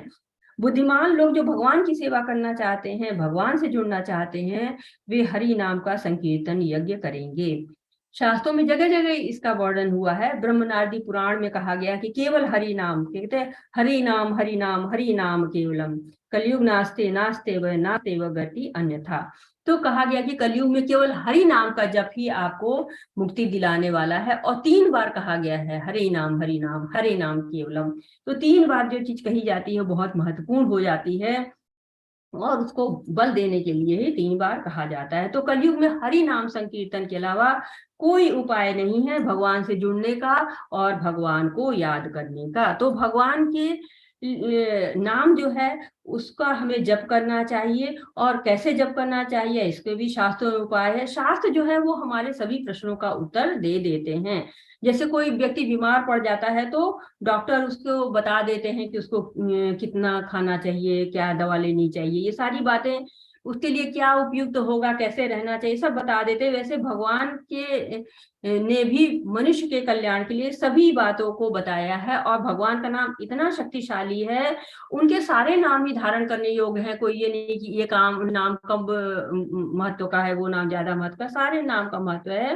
परंतु कलयुग में कहा गया है कि हरे कृष्णा महामंत्र का जाप करने को श्री कृष्ण जो है वो भगवान कहते हैं। चैतन्य महाप्रभु जी ने भी इसको बताया है कि आपको कलयुग में हरे कृष्णा कृष्णा कृष्णा हरे हरे, हरे राम राम राम हरे हरे, इस जो है महामंत्र का जाप करना है। कहते कि कली संतरण उपनिषद है, उसमें ब्रह्मा जी बोलते हैं इति शोषणा नाम नामा, जो 16 शब्दों का नाम है वो कली कलमश नाशनम, वो कलयुग में कलमश का नाश करने वाला है। नत परतर उपाय, इसके अतिरिक्त कोई उपाय नहीं है। सर्वेदेषु दृश्यते, मैंने सारे वेदों को देख लिया है। तो ब्रह्मा जी वेदों के ज्ञाता हैं, उनके 4 सिर है। जो 4 सिर वाले ब्रह्मा जी हैं वो ज्ञान के भंडार हैं। वो हमें बता रहे हैं कि कलयुग में 16 शब्दों का जो नाम है वही हमें पार लगा सकता है। तो हम जीवात्मा है, हमारे पास तो केवल एक ही सिर है, एक ही बुद्धि है। वो भी कहते हैं कि ठीक से काम नहीं करती है, समय समय पर हम कहते हैं कि आज समझ में नहीं आ रहा है, आज मेरी मति मारी गई है, इस तरह की बातें हम करते हैं। तो हमें उनकी बात सुननी चाहिए जिनके पास में बुद्धि है, और हमें हरे कृष्ण महामंत्र का जाप करना चाहिए। भक्ति हमें जप करने से ही आरंभ करनी चाहिए। ये जप माला जो है वो, इसके साथ ही हम पहले क्या करते हैं, पंच तत्व जो है वो बोलते हैं, पंच तत्व मंत्र को बोलते हैं कि जय श्री कृष्ण चैतन्य प्रभु नित्यानंदा, श्री अद्वैत गदाधर शिवासादि गौर भक्त वृंदा, हरे कृष्णा कृष्ण कृष्णा हरे हरे, हरे राम राम राम हरे हरे। तो ये पंच तत्व हम क्यों बोलते हैं? क्योंकि जो संकीर्तन यज्ञ है ये 500 साल पहले चैतन्य महाप्रभु ने शुरू किया था। चैतन्य महाप्रभु की कहानी आप लोगों ने बचपन में पढ़ी होगी, स्कूल में पढ़ाई जाती थी। तो हरि नाम का संकीर्तन वो इतने मधुर स्वर में गाया करते थे कि जो पशु पक्षी हैं वो सब भी उनके साथ चल देते थे उनको सुनने के लिए, और चैतन्य महाप्रभु के पीछे पीछे चलते रहते थे। तो उनके कारण ही हर गली में, हर शहर में, हर बच्चे की जुबान पर ये महाप्रभु ने नाम डाल दिया हरे कृष्णा महामंत्र का। तो इस संकीर्तन को, हरि नाम संकीर्तन को उन्होंने जन जन तक पहुंचाया है। तो ये जो मोती होती है इसमें 108 दाने होते हैं। पहले हम पंच तत्व मंत्र बोलते हैं और उसके बाद हरे कृष्णा इसका जो है जाप करते हैं 108 बार। ये में एक माला पूरी हो जाती है और ये एक माला को करने में 7 से 8 मिनट लगते हैं। परंतु इसके बहुत ही फायदे, इसके असीमित लाभ हैं, नुकसान कोई नहीं है। अगर आपके घर में माला है तो आप उस माला से जप कर सकते हैं, यदि नहीं है तो आप उंगली पर गिन कर भी जप कर सकते हैं, परंतु माला उपयुक्त रहती है। माला आप मंगा भी सकते हैं, आपको लिंक मिल जाएगा, ISKCON के ग्रुप में लिंक मिल जाएगा और इससे परिवर्तन अवश्य आता है। और इसका मेरा भी अनुभव है, आपको भी करना चाहिए। और हम अनुभव सुनेंगे भी और लोगों से, जो लोग करते हैं इस माला को, वो बताएंगे कि इस जप माला को करने से बहुत ही लाभ होता है। तो अभी आगे चलते हैं। दैहिक स्तर पे जब हम शुरू करते हैं इंद्रियों को अपने समेटना, नियंत्रण करना, जब भगवान की भक्ति में स्टार्ट होते तो सबसे पहले हम दैहिक स्तर पर रहते हैं। यानी कि जो हम सोचते हैं वो हम केवल शरीर के बारे में सोचते हैं, हम और किसी बारे में नहीं सोचते हैं। शरीर के लेवल पर हमारा जो भी अनुभव होता है, जो भी क्रियाकलाप होता है, वो शरीर के स्तर पे होता है। जब उससे ऊपर हम बढ़ते हैं तो हम इंद्रिय स्तर पे पहुंच जाते हैं। हमारा जो स्तर होता है वो इंद्रियों पे होता है कि इंद्रियों को कैसे नियंत्रित करें और विषयों की तरफ न जाए हमारी इंद्रियां, इसके बारे में हम प्रयास करते हैं। फिर आता मानसिक स्तर, क्योंकि जब इंद्रियों पर नियंत्रण हो जाता है तो मन धीरे धीरे, मन से जो सारी गंदगियां, अशुद्धियां खत्म होने लगती है, जो कामनाएं होती, काम भावनाएं होती, वो सारों से हम मुक्त होते चले जाते हैं। और जब उससे भी हमारा स्तर ऊपर बढ़ता है, हम और अधिक भगवान की तरफ आगे बढ़ते हैं, तो क्या होता है कि हमारी जो मन होता है वो बुद्धि के नियंत्रण में रहता है और पूरी तरह से वो नियंत्रण में आ जाता है। होना चाहिए कि मन को बुद्धि नियंत्रित करे, लेकिन मन कभी कभी इतना हठीला हो जाता है कि वो बुद्धि की बात भी नहीं सुनता है। तो जो उससे ऊपर हमारा स्तर उठता है, जब हम भगवान के और नजदीक पहुंचते हैं, तो हम आध्यात्मिक स्तर पर, यानी जो आत्मा की संवैधानिक स्थिति होती है वहां पहुंचते हैं। और संवैधानिक स्थिति आत्मा की क्या होती है? वो होती है भगवान की सेवा करना। आत्मा का स्वभाव ही है भगवान की सेवा करना, भगवान के दास बने रहना। तो काम का निवास स्थान ही होता है इंद्रिय, मन और बुद्धि। जब हम इनसे ऊपर उठ जाते हैं तो हम आध्यात्मिक स्तर पर पहुंच जाते हैं। यामिमा पुष्पितां वाचा प्रवदन्त विपश्चिता वेदवादरता पार्थ नान्यदस्तिवादिना। अल्पज्ञानी मनुष्य वेदों के उन अलंकारिक शब्दों के प्रति अत्यधिक आसक्त रहते हैं जो स्वर्ग की प्राप्ति, अच्छे जन्म, शक्ति इत्यादि के लिए विविध सत्काम कर्म करने की संतुति देते हैं। तो यहाँ पर क्या बता रहे हैं? यहाँ पर बताया जा रहे हैं कि जो वेद होते हैं उनमें बहुत ही अलंकारिक जो है वो बातें रहती है, अलंकारिक चीजों से भरा हुआ है वेद। और उसको हम स्वर्ग की प्राप्ति के लिए, अच्छे जन्म के लिए और इन सब कार्यों के लिए हम जो है वो सकाम कर्म करते रहते हैं। सारे सकाम कर्म इसी कारण से होते हैं। अब यहाँ पर बताया जा रहा है कि वो चित्रण किया गया है, जो अभी एक आपने पढ़ा था कि देहात, बुद्धि और इंद्रिय का स्तर, दैहिक स्तर, उन स्तरों के बारे में पूरा एक चित्रण बनाया गया है। किसी ने बहुत अच्छी पेंटिंग बनाई हुई है कि ये जो घोड़े हैं ये हमारे ज्ञानेंद्रियों की तरह से हैं। जो ज्ञानेंद्रियां हमारी होती हैं वो आंख है, कान है, नाक है, जीभ है, त्वचा है, ये 5 हमारी ज्ञानेंद्रियां होती हैं। और इनके द्वारा हम रूप, ध्वनि, गंध, स्वाद, स्पर्श, इन सब के ऊपर जो है वो लगे रहते हैं। ये हमारा इंद्रिय स्तर होता है, जब हम आंखों से अच्छा अच्छा रूप देखना चाहते हैं, नाक से अच्छी अच्छी गंध लेना चाहते हैं। और इन ज्ञानेंद्रियों की जो लगाम होती है वो मन पे होती है। मन जो है वो इनको नियंत्रित करता रहता है, ये इंद्रियों को मन का नियंत्रण होता रहता है। और मन के जो है वो पीछे क्या है, बुद्धि सारथी की तरह से रहती है, और बुद्धि को जो है पीछे आत्मा बैठी हुई है, ये बुद्धि है। तो ये घोड़े इंद्रियां हैं, ये लगाम मन है, ये सारथी जो है बुद्धि है, और आत्मा इसके पीछे बैठी हुई है, क्योंकि आत्मा जो है वो भी इनके कार्यों से प्रभावित होती रहती है। अतः कर्म फल में आसक्त हुए बिना मनुष्य को अपना कर्तव्य समझकर निरंतर कर्म करते रहना चाहिए, क्योंकि अनासक्त होकर कर्म करने से पर ब्रह्म की प्राप्ति होती है। तो अगर हम कर्म फलों में आसक्त नहीं होते हैं तो क्या होता है, हमें जो है वो परम ब्रह्म की प्राप्ति होती है। हमें कर्म फलों में आसक्त नहीं होना चाहिए, बल्कि भगवान की निरंतर भक्ति करते रहना चाहिए। और जब हम निरंतर भक्ति भगवान की करते रहते हैं तो हमें भगवान के पास पहुंचने से, भगवत धाम जाने से कोई भी रोक नहीं सकता है। यदाचरति श्रेष्ठ देवतरो जनः स यत् प्रमाणम कुरुते लोकस्तद अनुवर्तते। महापुरुष जो जो आचरण करता है, सामान्य व्यक्ति उसी का अनुसरण करते हैं। वह अपने अनुसरणीय कार्यों से जो आदर्श प्रस्तुत करता है, संपूर्ण विश्व उसका अनुसरण करता है। तो ये दिखा रहे कि जो लीडर होता है वो आगे आगे चलता है, जो महापुरुष होते हैं वो आगे आगे चलते हैं, और बाकी लोग, जनता क्या करती है, उनका अनुसरण कहते हैं। तो अर्जुन कह रहे थे कि मैं युद्ध छोड़कर किसी एकांत स्थान पर चला जाऊं, लेकिन भगवान क्या कहते हैं कि तुम्हें ऐसा नहीं करना चाहिए। क्यों? क्योंकि तुम एक श्रेष्ठ पुरुष हो, महापुरुष हो। जैसा आचरण करोगे बाकी लोग भी वैसा ही अनुसरण करने लगेंगे।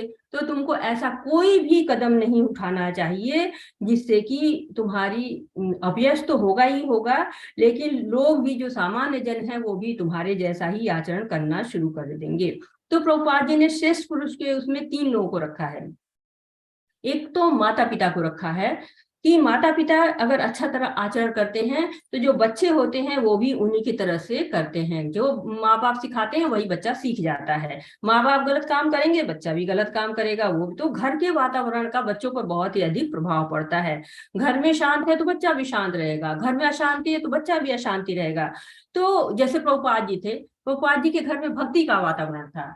जो वैष्णव परिवार में उनका जन्म हुआ था, तो उससे क्या हुआ कि उनके अंदर भक्ति बढ़ती गई, और जो है उन्होंने परम वैष्णव बने वो, क्योंकि भक्ति के बीच में ही वो पले बढ़े थे। और जब भक्त बड़े होते हैं तो भक्त क्या करते हैं, एक भक्ति में जो है वो समाज का निर्माण करते हैं। इसलिए माता पिता को भी श्रेष्ठ आचरण करना चाहिए, जिससे बच्चे भी अच्छा आचरण करें। दूसरे श्रेष्ठ व्यक्ति हमारे गुरु होते हैं। जो गुरु होते हैं, यदि गुरु गलत कार्य करेंगे तो उनसे प्रभावित होकर समाज में जो है वो गलत व्यवस्था फैलेगी कि जो गुरु जी ही गलत काम करें तो हम भी करेंगे। इसलिए गुरु जब होता है उसको अपने आचरण को ऐसा रखना चाहिए जो कि अनुकरणीय हो, लोग उसको अनुकरण करें। और साथ ही शिष्य को तराशना काम है, शिष्य को भगवत धाम पहुंचाना भी गुरु की जो है वो एक कार्य में आता है। तीसरे श्रेष्ठ पुरुष होते हैं उच्च अधिकारी। है, कर्मठ है, लालची नहीं है, आलसी नहीं है। तो जो उनके अधीन कार्य करने वाले होते हैं वो भी ऐसे ही बन जाते हैं। इसीलिए श्रेष्ठ पुरुषों से श्रेष्ठ आचरण की जो है वो हम अपेक्षा करते हैं। आजकल उल्टा हो गया। आजकल जिसके पास धन है, बल है, छल है, सौंदर्य है, यश है, उसी को हम श्रेष्ठ मान लेते हैं। कई लोग तो दुष्टों को भी श्रेष्ठ मान लेते हैं। जैसे कि कई जगह पे सुनते हैं कि रावण की ही मंदिर बने हुए हैं, कुछ लोग सचिन तेंदुलकर की ही जो है वो मूर्ति लगा के पूजा कर रहे हैं। तो वो क्या करते हैं, अपने महापुरुषों को, रोल मॉडल्स को चुनने में गलतियां करते हैं। तो हमको सही रोल मॉडल चुनना चाहिए, और साथ ही हमको सही रोल मॉडल बनना भी चाहिए। तो इस श्लोक में क्या कहा गया है, लीडरशिप के बारे में पढ़ाया गया है। लीडरशिप के बारे में बताया गया कि लीडर होना कैसा चाहिए। और अगर आपको लीडर चुनना है, अगर आप लीडर हैं वेल एंड गुड, आपको एक अच्छा आचरण प्रस्तुत करना चाहिए। लेकिन अगर आप लीडर नहीं हैं और आपको लीडर को फॉलो करना है तो अपना रोल मॉडल भी आपको सही चुनना चाहिए। कुछ लोग अभिनेताओं को रोल मॉडल बन लेते हैं, लगते हैं उन्हीं के जैसे आचरण करना शुरू कर देते हैं, और कुछ दिन बाद ऐसा होता है कि वो कहीं गलत जगह पकड़ा जाता है वो अभिनेता या अभिनेत्री, तो फिर परेशान जाते हैं, या उसने कोई गलत आचरण किया तो ये खुद ही परेशान होने लगते हैं। क्यों? क्योंकि उनका रोल मॉडल ही सही नहीं है। रोल मॉडल जब तक सही नहीं होगा तब तक आपका आचरण भी सही नहीं हो सकता। तो अगर आप यहाँ पर प्रभुपाद जी कहते हैं कि अर्जुन को कहा गया कि बी अ रोल मॉडल, तो अगर रोल मॉडल बनना है तो आप अच्छे रास्ते दिखाइए, अगर रोल मॉडल चुनते हैं तो अच्छा मॉडल चुनिए। जीवात्मा अहंकार के प्रभाव से मोहग्रस्त होकर अपने आप को समस्त कर्मों का कर्ता मान बैठता है, जबकि वास्तव में वे प्रकृति के 3 गुणों द्वारा संपन्न किए जाते हैं। तो जीवात्मा क्या है? प्रकृति के 3 गुणों के से नाचती रहती है, और अज्ञानता और अहंकार के कारण वो अपने आप को कर्ता मान बैठती है।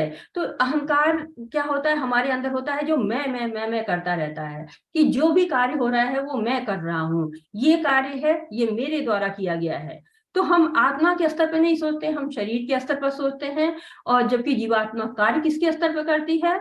वो 3 गुणों से प्रभावित होकर करती है। जैसे कि कोई मनपसंद चीज के आ जाती है, कोई गुब्बारा वाला आ जाता है, कोई आइसक्रीम वाला आ जाता है, कोई ठेले वाला आ जाता है, तो क्या होता है कि सब उसके पीछे, जो उसके शौकीन लोग होते हैं, पीछे पीछे भागते हैं, या बच्चे तो भागते ही रहते हैं। आइसक्रीम वाला आ गया, गुब्बारे वाला आ गया, बच्चे भागना शुरू कर दिए। कई चाट वाले आ गए तो लड़के लड़कियां भी पीछे पीछे भागने लगते हैं। तो क्या होता है कि ये माया है। इसी तरह से माया है जो कि हमको नचाती रहती है और हम उसकी उंगलियों पर नाचते रहते हैं। जैसे ये चित्र में दिखाया गया कि ये माया है, सतोगुण रजोगुण तमोगुण ये नचा रहे हैं, और जो व्यक्ति होता है वो नाचता रहता है, वो भूल जाता है कि वो परमात्मा का अंश है। और इसी को अहंकार विमूढ़ आत्मा कहते हैं, कि मैं खाता हूं, मैं पीता हूं। ये जो मैं होती है, ये कर्म बंधन का कारण बनती है। अर्जुन ने कहा, हे विश्वंसी, मनुष्य न चाहते हुए भी पाप कर्मों के लिए प्रेरित क्यों होता है? बलपूर्वक उसमें लगाया गया है। तो ये बहुत ही सुंदर सा प्रश्न है जो अर्जुन कर रहे हैं, जो हमारे भी प्रश्न होते हैं कि जीवात्मा पाप क्यों करती है, ऐसा बनाई क्यों गया कि हम पाप करें? तो कहते हैं ऐसा लगता है कि कोई जबरदस्ती करवा रहा हो, हम तो नहीं करना चाह रहे हैं, लेकिन हमसे कोई जबरदस्ती करवा रहा है। तो क्यों हम इस तरह से करते हैं, ये जानना बहुत जरूरी है। जब हम ये बात को जान जाएंगे तो हम पाप पूर्ण कार्यों से बच सकते हैं। धूमेनाव्रियतो बहिर्स्थिर आदर्शो मलेन च यथाल्वोनवृत्तो गर्भस्तथा तेनेद आवृतम। जिस प्रकार अग्नि धुएं से, दर्पण धूल से अथवा भ्रूण गर्भाशय से आवृत रहता है, उसी प्रकार जीवात्मा इस काम की विभिन्न मात्राओं में आवृत रहती है। तो बताया गया कि कैसे, क्यों होता है ऐसा। क्योंकि जो अग्नि जिस तरह से धुएं से रहती है, घिरी हुई रहती है, या दर्पण जो है वो धूल से घिरा हुआ रहता है, या भ्रूण गर्भाशय से आवृत रहता है, उसी प्रकार जीवात्मा इस काम की विभिन्न मात्राओं में आवृत रहता है।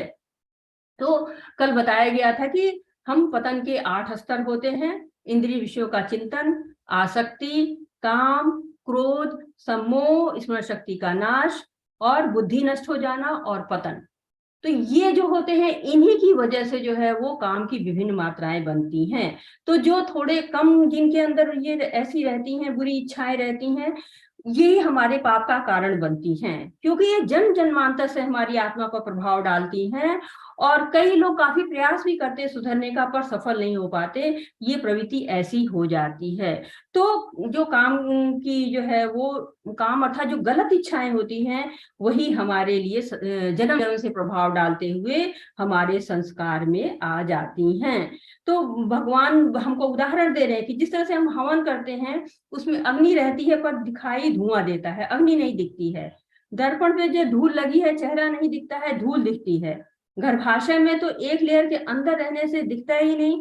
इसी तरह से जो जीवात्माएं होती हैं वो कामनाओं से ढकी रहती हैं, और बहुत समय तक जब भोग कर लेती हैं तो उसके उब जाती हैं और अपने वास्तविक स्वरूप को प्राप्त याद करती हैं। तो जो याद करके हरि नाम जपने लगता है उसको तो मुक्ति मिल जाती है, लेकिन जो नहीं जपता है उसको मुक्ति नहीं मिलती है। जैसे चेतो दर्पण मार्जनम कहा गया है कि अपने चित्त रूपी दर्पण को साफ करो, चमकाओ।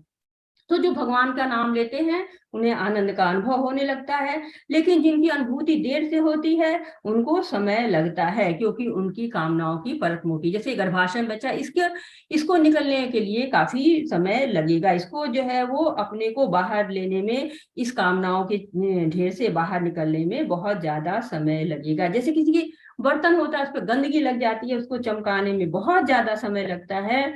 तो जब भक्ति में आपको आनंद तभी आता है जब आपका उसमें भगवान में मन लगता है, और ये बुरी इच्छाएं ही होती हैं जो परतों के रूप में आपके ऊपर चढ़ी रहती हैं, और इनको प्रयास करके हटाने की आवश्यकता रहती है। इंद्रियाणि मनोबुद्धिरधिष्ठानम् उच्यते एते विहुमत्तश ज्ञानम आवृत देहिनम। इंद्रियां, मन तथा बुद्धि इस काम के निवास स्थान है। इनके द्वारा यह काम जीवात्मा के वास्तविक ज्ञान को ढककर उसे मोहित कर देता है। भगवान के उन स्थानों का संकेत कर रहे हैं जिससे शत्रु को जीतने वाला यह जान ले कि शत्रु कहाँ है। मन समस्त इंद्रियों के कार्यकलापों का केंद्र बिंदु है। अतः जब हम इंद्रिय विषयों के संबंध में सुनते हैं तो मन इंद्रिय तृप्ति के समस्त भावों का आगार बन जाता है। इस तरह मन तथा इंद्रियां काम की क्षण स्थली बन जाते हैं। इसके बाद बुद्धि ऐसे कामपूर्ण रुचियों की राजधानी बन जाती है। बुद्धि आत्मा की निकट पड़ोसन है। काम में बुद्धि से आत्मा प्रभावित होती है, जिससे उसमें अहंकार उत्पन्न होता है और यह पदार्थ से तथा इस प्रकार मन तथा इंद्रियों से अपना तादात्म्य कर लेता है। आत्मा को भौतिक इंद्रियों का भोग करने की लत पड़ जाती है, जिसे वह वास्तविक सुख मान बैठता है। तो काम हमारे मन को तथा बुद्धि से आरंभ होता है और हमारी सभी इंद्रियों को ढक लेता है। काम की शुरुआत हमारी इंद्रियां जब कुछ गलत देख लेती हैं या सुन लेती हैं, उसके बारे में बार बार सोचने लगती हैं, तो कुछ भी फर्क नहीं पड़ता है। लेकिन जब हम बार बार सोचकर बार बार जो है वो उन्हीं में हम घूमते रह जाते हैं, तो क्या होता है, हमारी 5 इंद्रियां जो घोड़ों की तरह हैं, और वो घोड़ों को वश में कर लेती है। और फिर क्या होता है कि वो लगाम जो है वो छूटने लगती है। लगाम की तुलना मन से की गई है। जो लगाम है वो छूट जाती है और इंद्रियां भोगों में ही लग जाती हैं। लेकिन अगर लगाम जो मन की है वो खींच लेती है, 5 इंद्रियों को हमारे वश में कर लेती है, तो जो हम 5 इंद्रियों को गलत जगह पे लगाते रहते हैं वो नहीं लगते हैं, हमारे जो है वो मन उनको नियंत्रित कर लेता है। अगर लगाम सारथी के वश में रहती है तो सारथी कौन है? बुद्धि है। जब हमारा मन दूषित हो जाता है तो उसका प्रभाव बुद्धि पर पड़ता है और गलत बुद्धि के कारण हम अपनी तुलना पदार्थ से करने लगते हैं। हम अपने आप को इंद्रिय मन बुद्धि मान लेते हैं, परंतु हम क्या हैं? हम आत्मा हैं, हम इंद्रिय मन बुद्धि नहीं हैं। इसलिए हे भरतवंशियों में श्रेष्ठ अर्जुन, प्रारंभ में ही इंद्रियों को वश में करके इस पाप का महान प्रतीक काम का दमन करो और ज्ञान तथा आप साक्षात्कार के विनाशकर्ता का वध करो। तो कहते कि सबसे पहले क्या करना है? हमको अपनी इंद्रियों को वश में करना है, जिसके कारण जो है वो इस काम का दमन हो सकता है। हम बिना इंद्रियों को वश में किए हुए भगवान तक नहीं पहुंच सकते हैं। तो भगवान तक पहुंचने के लिए हमको दैहिक स्तर से आध्यात्मिक स्तर पर पहुंचना बहुत जरूरी है। इंद्रिय मन बुद्धि के स्तर से ऊपर उठना होगा और आत्मा के स्तर पर देखना होगा, तभी हम अपनी समस्याओं का सही निवारण कर पाएंगे। इस प्रकार हे महाबाहु अर्जुन, अपने आप को भौतिक इंद्रियों मन तथा बुद्धि से परे जानकर और मन को सावधान आध्यात्मिक बुद्धि कृष्ण भावना में स्थिर करके आध्यात्मिक शक्ति द्वारा इस काम रूपी दुर्जय शत्रु को जीतो। तो हमने जाना कि इंद्रियों को अगर गलत जगह लगाएंगे तो काम उत्पन्न होगा। तो काम उत्पन्न न हो इसके लिए करना क्या चाहिए? भगवान की सेवा में लगाना चाहिए। हम काम से बच सकते हैं क्योंकि इंद्रियां कभी खाली बैठती नहीं है और आत्मा ऐसी होती है, उसको हमेशा आनंद चाहिए, कुछ न कुछ प्रयास करती रहेगी। तो करना क्या है? भगवान में अपनी इंद्रियों को, बुद्धि को, मन को, सबको लगा देना है। और उसी से क्या होगा? हमारे परम दृष्टा निवर्तते, हम हाय भगवान के जुड़ेंगे तो हमें अच्छी जो है वो अच्छी चीजों में मन लगेगा हमारा। ये तुच्छ जो इंद्रिय विषय हैं इनसे हम हट जाएंगे और इस तरह से हमको प्रारंभ में ही जो इंद्रियां हैं उनको वश में कर लेना चाहिए। प्रभुपाद क्या कह रहे हैं इस अध्याय के बारे में? भगवत गीता का यह तृतीय अध्याय निष्कर्षतः मनुष्य को निर्देश देता है कि वह निर्विशेष शून्यवाद को चरम लक्ष्य न मानकर अपने आप को भगवान का शाश्वत सेवक समझते हुए कृष्ण भावनामृत में प्रवृत्त हो। भौतिक जीवन में मनुष्य काम तथा प्रकृति पर प्रभुत्व पाने की इच्छा से प्रभावित होता है। प्रभुत्व तथा इंद्रिय तृप्ति की इच्छाएं बद्ध जीव की परम शत्रु हैं, किंतु कृष्ण भावनामृत की शक्ति से मनुष्य इंद्रियों, मन तथा बुद्धि पर नियंत्रण रख सकता है। इसके लिए मनुष्य को सहसा अपने नियत कर्मों को बंद करने की आवश्यकता नहीं है, अपितु धीरे धीरे कृष्ण भावनामृत विकसित करके भौतिक इंद्रियों तथा मन से प्रभावित हुए बिना अपने शुद्ध स्वरूप के प्रति लक्षित स्थिर बुद्धि से दिव्य स्थिति को प्राप्त हुआ जा सकता है। यही इस अध्याय का सारांश है। सांसारिक जीवन की अपरिपक्व अवस्था में दार्शनिक चिंतन तथा यौगिक आसनों के अभ्यास से इंद्रियों को वश में करने के कृत्रिम प्रयासों से आध्यात्मिक जीवन प्राप्त करने में सहायता नहीं मिलती। उसे श्रेष्ठ बुद्धि द्वारा कृष्ण भावनामृत में प्रशिक्षित करना चाहिए। तो हमें इंद्रियों को शून्य न करके भगवान की सेवा में लगा देना चाहिए। इंद्रियों को सही जगह लगाने से मन वश में रहेगा, बुद्धि शुद्ध रहेगी और सही निर्णय हम ले पाएंगे। कृत्रिम तरीके से इंद्रियों को वश में करना पर्याप्त नहीं है, भगवान की सेवा में इनको लगा देना चाहिए। और यहाँ पे इस अध्याय का सारांश है कि वैराग्य या कर्म, तो हमें वैराग्य लेना चाहिए या कर्म करना चाहिए। तो भगवान क्या कहते हैं? भगवान से पूछ रहे हैं अर्जुन की एकम वद, एक बात बताइए, निष्काम कर्मयोग और ज्ञान योग। तो निष्काम कर्मयोग ज्ञान योग से श्रेष्ठ होता है। कर्म कांड से कर्मयोग, जो प्रकृति के जो चक्र है उसका अनुसरण करना चाहिए मिसाल पेश करके, यानी कि श्रेष्ठ पुरुष के जो आचरण होते हैं उनका अनुसरण करना चाहिए। और सबसे बड़ा दुश्मन हमारा क्या है? हमारे सब बड़ा दुश्मन जो है वो काम है।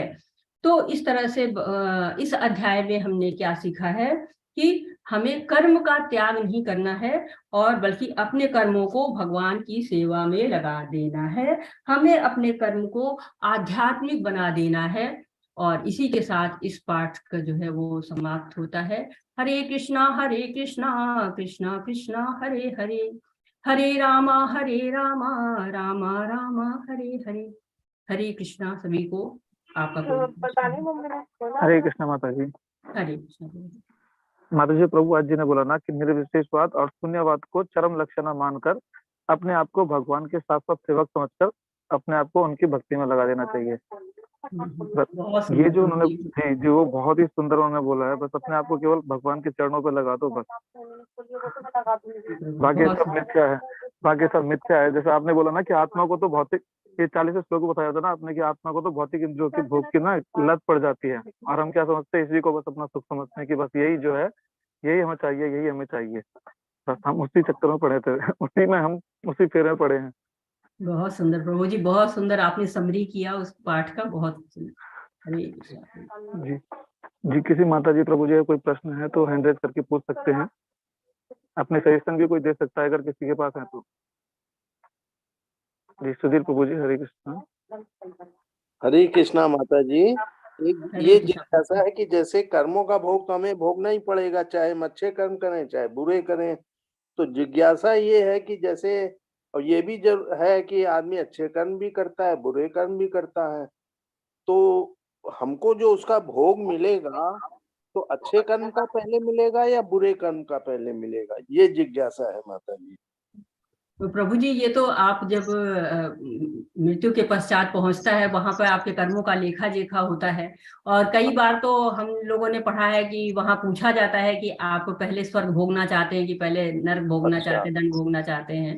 तो कई बार पूछा भी गया है। अब ये उसके ऊपर निर्धारित होता है कि उसने कितने अच्छे कर्म किए हैं और कितने बुरे कर्म किए हैं। जी। और दूसरी एक जिज्ञासा ये है माता जी कि जैसे मान लीजिए आदमी का हार्ट का ऑपरेशन होता है तो ये कहा जाता है कि हार्ट के अंदर आत्मा रहती है, परमात्मा भी रहते हैं। और ये भी मालूम है कि हार्ट का मतलब परमात्मा ये आत्मा का साइज जो है बहुत छोटा है, बाल के अग्रभाग के 10,000 भाग है। तो मेरा यही है कि जैसे आदमी के ब्लॉकेज होता है और होता है, ऑपरेशन एक होता है, कार्डियोलॉजिस्ट करता है, तो उस समय मतलब माता जी क्या ये अपनी जगह चेंज करती है आत्मा, या मतलब कैसे रहता है? प्रभुपाद जी से एक बार ऐसे हार्ट सर्जन से एक बार बात हुई है, इस तरह की जो बात आप कर रहे हैं। तो जी, जी। प्रभुपाद जी ने कहा था कि जिस वक्त ऐसे हार्ट सर्जरी वगैरह होती है तो हमारी जो आत्मा होती है वो तो हृदय में ही रहती है, और उस वक्त वो करती क्या है, अपनी जगह को बदल के जो आपकी भ्रिकुटी होती है ना, इसके बीच में वो अच्छा, स्थान ले लेती है। जैसे अच्छा। कि आप, मैं बैठी हुई एक चेयर पे बैठी हुई हूँ, अगर इस हम्म, चेयर का एक पैर टूट जाता है हम्म, और मुझे असुविधा होती है उस पे बैठने को, और मुझे इस चेयर को रिपेयर कराना है, जी। तो मैं क्या करूंगी, मैं उठ के दूसरी जगह बैठ जाऊंगी और ये हम्म, चेयर रिपेयर होगी, और जब रिपेयर हो जाएगी तो फिर मैं आके इसी पे बैठ जाऊंगी। जस्ट लाइक दैट जो है आत्मा भी यही करती है। हम्म। आत्मा भृकुटी के बीच में अपना स्थान उस वक्त लिए रहती है, और जब अच्छा, ऑपरेशन हो जाता है तो वो फिर से अपनी जगह पे आ जाती है, ऐसा अच्छा। प्रभुपाद जी ने कहा है। हरे जी। कृष्ण। और एक एक माता जी बस लास्ट है कि जैसे भगवान के लिए कहा जाता है कि वो अजन्मा है, शाश्वत है, बात सही भी है। भगवान का सबसे वो मतलब कोई नहीं जानता कि कब आए, अजन्मे है, शाश्वत है। तो माता जी जैसे हम लोग हिंदू धर्म में कृष्ण जन्माष्टमी मनाते हैं, तो भगवान तो अजन्मे हैं वैसे देखा जाए, तो ये जन्माष्टमी वर्ड क्यों आता है माता जी? प्राकट्य, प्रभु अवतार लिया, प्रभु जी ने लीला की थी, उन्होंने, भगवान ने लीला की हुई है उन्होंने, तो जो आप मानते हैं कि भगवान इस दिन आए हैं, इस दिन पृथ्वी पर उन्होंने चरण रखे हैं अपने, हम्म, इसलिए हम उसको शुभ दिवस के रूप में जन्माष्टमी को मनाते हैं। उनका हम्म, यहाँ पर ऐसा वो आए नहीं है कि वो कैसे गर्भ से जन्म लिया उन्होंने, ऐसा नहीं है। उनका हम्म। प्राकट्य हुआ है, उन्होंने जो है यहाँ पर धरती पर कदम रखा है, ये कितनी बड़ी शुभ बात है, तो उसको तो हम सेलिब्रेट करेंगे ना प्रभु जी। नहीं, सेलिब्रेट तो करेंगे ही, मतलब जन्मोत्सव, जन्माष्टमी, मतलब जन्म बोल के मतलब अवताराष्टमी भी कह सकते हैं, कृष्ण अवताराष्टमी, है ना? तो प्रभु जी ये नाम तो हमने दिया हुआ है ना, हमको जितनी बुद्धि है उतनी हमने नाम दे दिया। हम्म। ये कोई भगवान ने नाम तो दिया नहीं है, ना। हम्म। तो ये तो नाम हमने दिया है। हमारी जितनी सोच हाँ, काम करती है, जितनी सीमित हमारी बुद्धि इंद्रियों के काम करती कारण। हाँ, अपनी सीमित इंद्रियों के कारण, है, हाँ बिल्कुल बुद्धि के कारण। हाँ, बिल्कुल। ठीक बात है। हरे जितना कृष्णा हमें बाबा। अपनी बुद्धि आएगी उतना ही तो हम करेंगे। बिल्कुल, बिल्कुल। हरे कृष्णा। हरे धन्यवाद कृष्ण। बहुत बहुत। हरे कृष्ण प्रभु जी। अमित प्रभु जी, आप कुछ प्रकाश डालना चाहते हैं तो डाल सकते हैं, प्रभु जी के प्रश्न थोड़े से भगवत गीता नहीं, के ऊपर होते नहीं, हैं। नहीं माता जी, आपने सही बोला। ये तो हमारी बुद्धि के ऊपर है ना, कि जैसे राम जी को रामनवमी हम बोल देते हैं, जैसे राम जी ने प्रकट लिया था तो उनको हम उनका जन्माष्टमी, जन्मनवमी नहीं बोलते, हम उन्हें रामनवमी के नाम तौर पे मनाते हैं। ये तो हमारे ऊपर है कि हम किस तरीके से उनको मनाते हैं ना, उनके प्राकट्य को। जी। और किसी माता जी प्रभु जी का कोई प्रश्न है या कोई सुझाव है? और माता जी मुझे एक और बात बोलनी थी। जैसे अभी प्रभु जी ने पूछा था ना कि हमें पहले सुख भोगने हैं या पहले दुख भोगने हैं, तो मैं तो कहता हूँ कि जैसे हम अभी आए हैं ना, हम तो मतलब कृष्ण को समर्पित हो रहे हैं। हम तो चाहते हैं कि हम कृष्ण के चरणों पे रहें। तो हमें तो सुख और मतलब ये जन्म और ये क्या स्वर्ग और नरक के पेड़ का मतलब वो लेना ही नहीं चाहिए ना। हम तो सीधे चाहते हैं कि हम भगवान के चरणों में जाएं सीधे। हमारी जी तो हमारा तो वो है ही ना कि हमारा तो लक्ष्य ही हो कि प्रभु के चरणों में जाएं। इसीलिए तो प्रभु इन प्रश्नों पे हम लोग विचार ही नहीं करते हैं जी जी जी। कि हमारे मतलब आता ही नहीं हमारे मन में कि हमको सुख भोगना है कि हमें दुख भोगना है, कि पहले स्वर्ग जाएं कि पहले नरक जाएं। हम इन सब की बात ही नहीं कहते, हम तो सीधे भगवत धाम जाना चाहते हैं, कि जी हमारा लक्ष्य भगवत धाम है और हमें वहां पहुंचना है। जी जी जी। जी तो तो प्रभु माता जी। जी, जी। यहाँ तो अभी तो कोई प्रश्न है नहीं। मुझे लगता है कि सबके सबके समझ में मतलब आज का अध्याय भी पूरी तरीके से बैठ गया, इसलिए शायद कोई प्रश्न ही नहीं कर रहा आई होप सो, ऐसी आशा करते हैं है। हम। और आप लोग को मैं थोड़ी सी जानकारी दे रही हूँ कि आपके पास एक रिएक्शन बटन होती है जिसपे रेज हैंड का चॉइस होता है, वहां पे आप रेज हैंड कर सकते हैं, और आपके पास माइक होते हैं जिनको आप म्यूट अनम्यूट कर सकते हैं।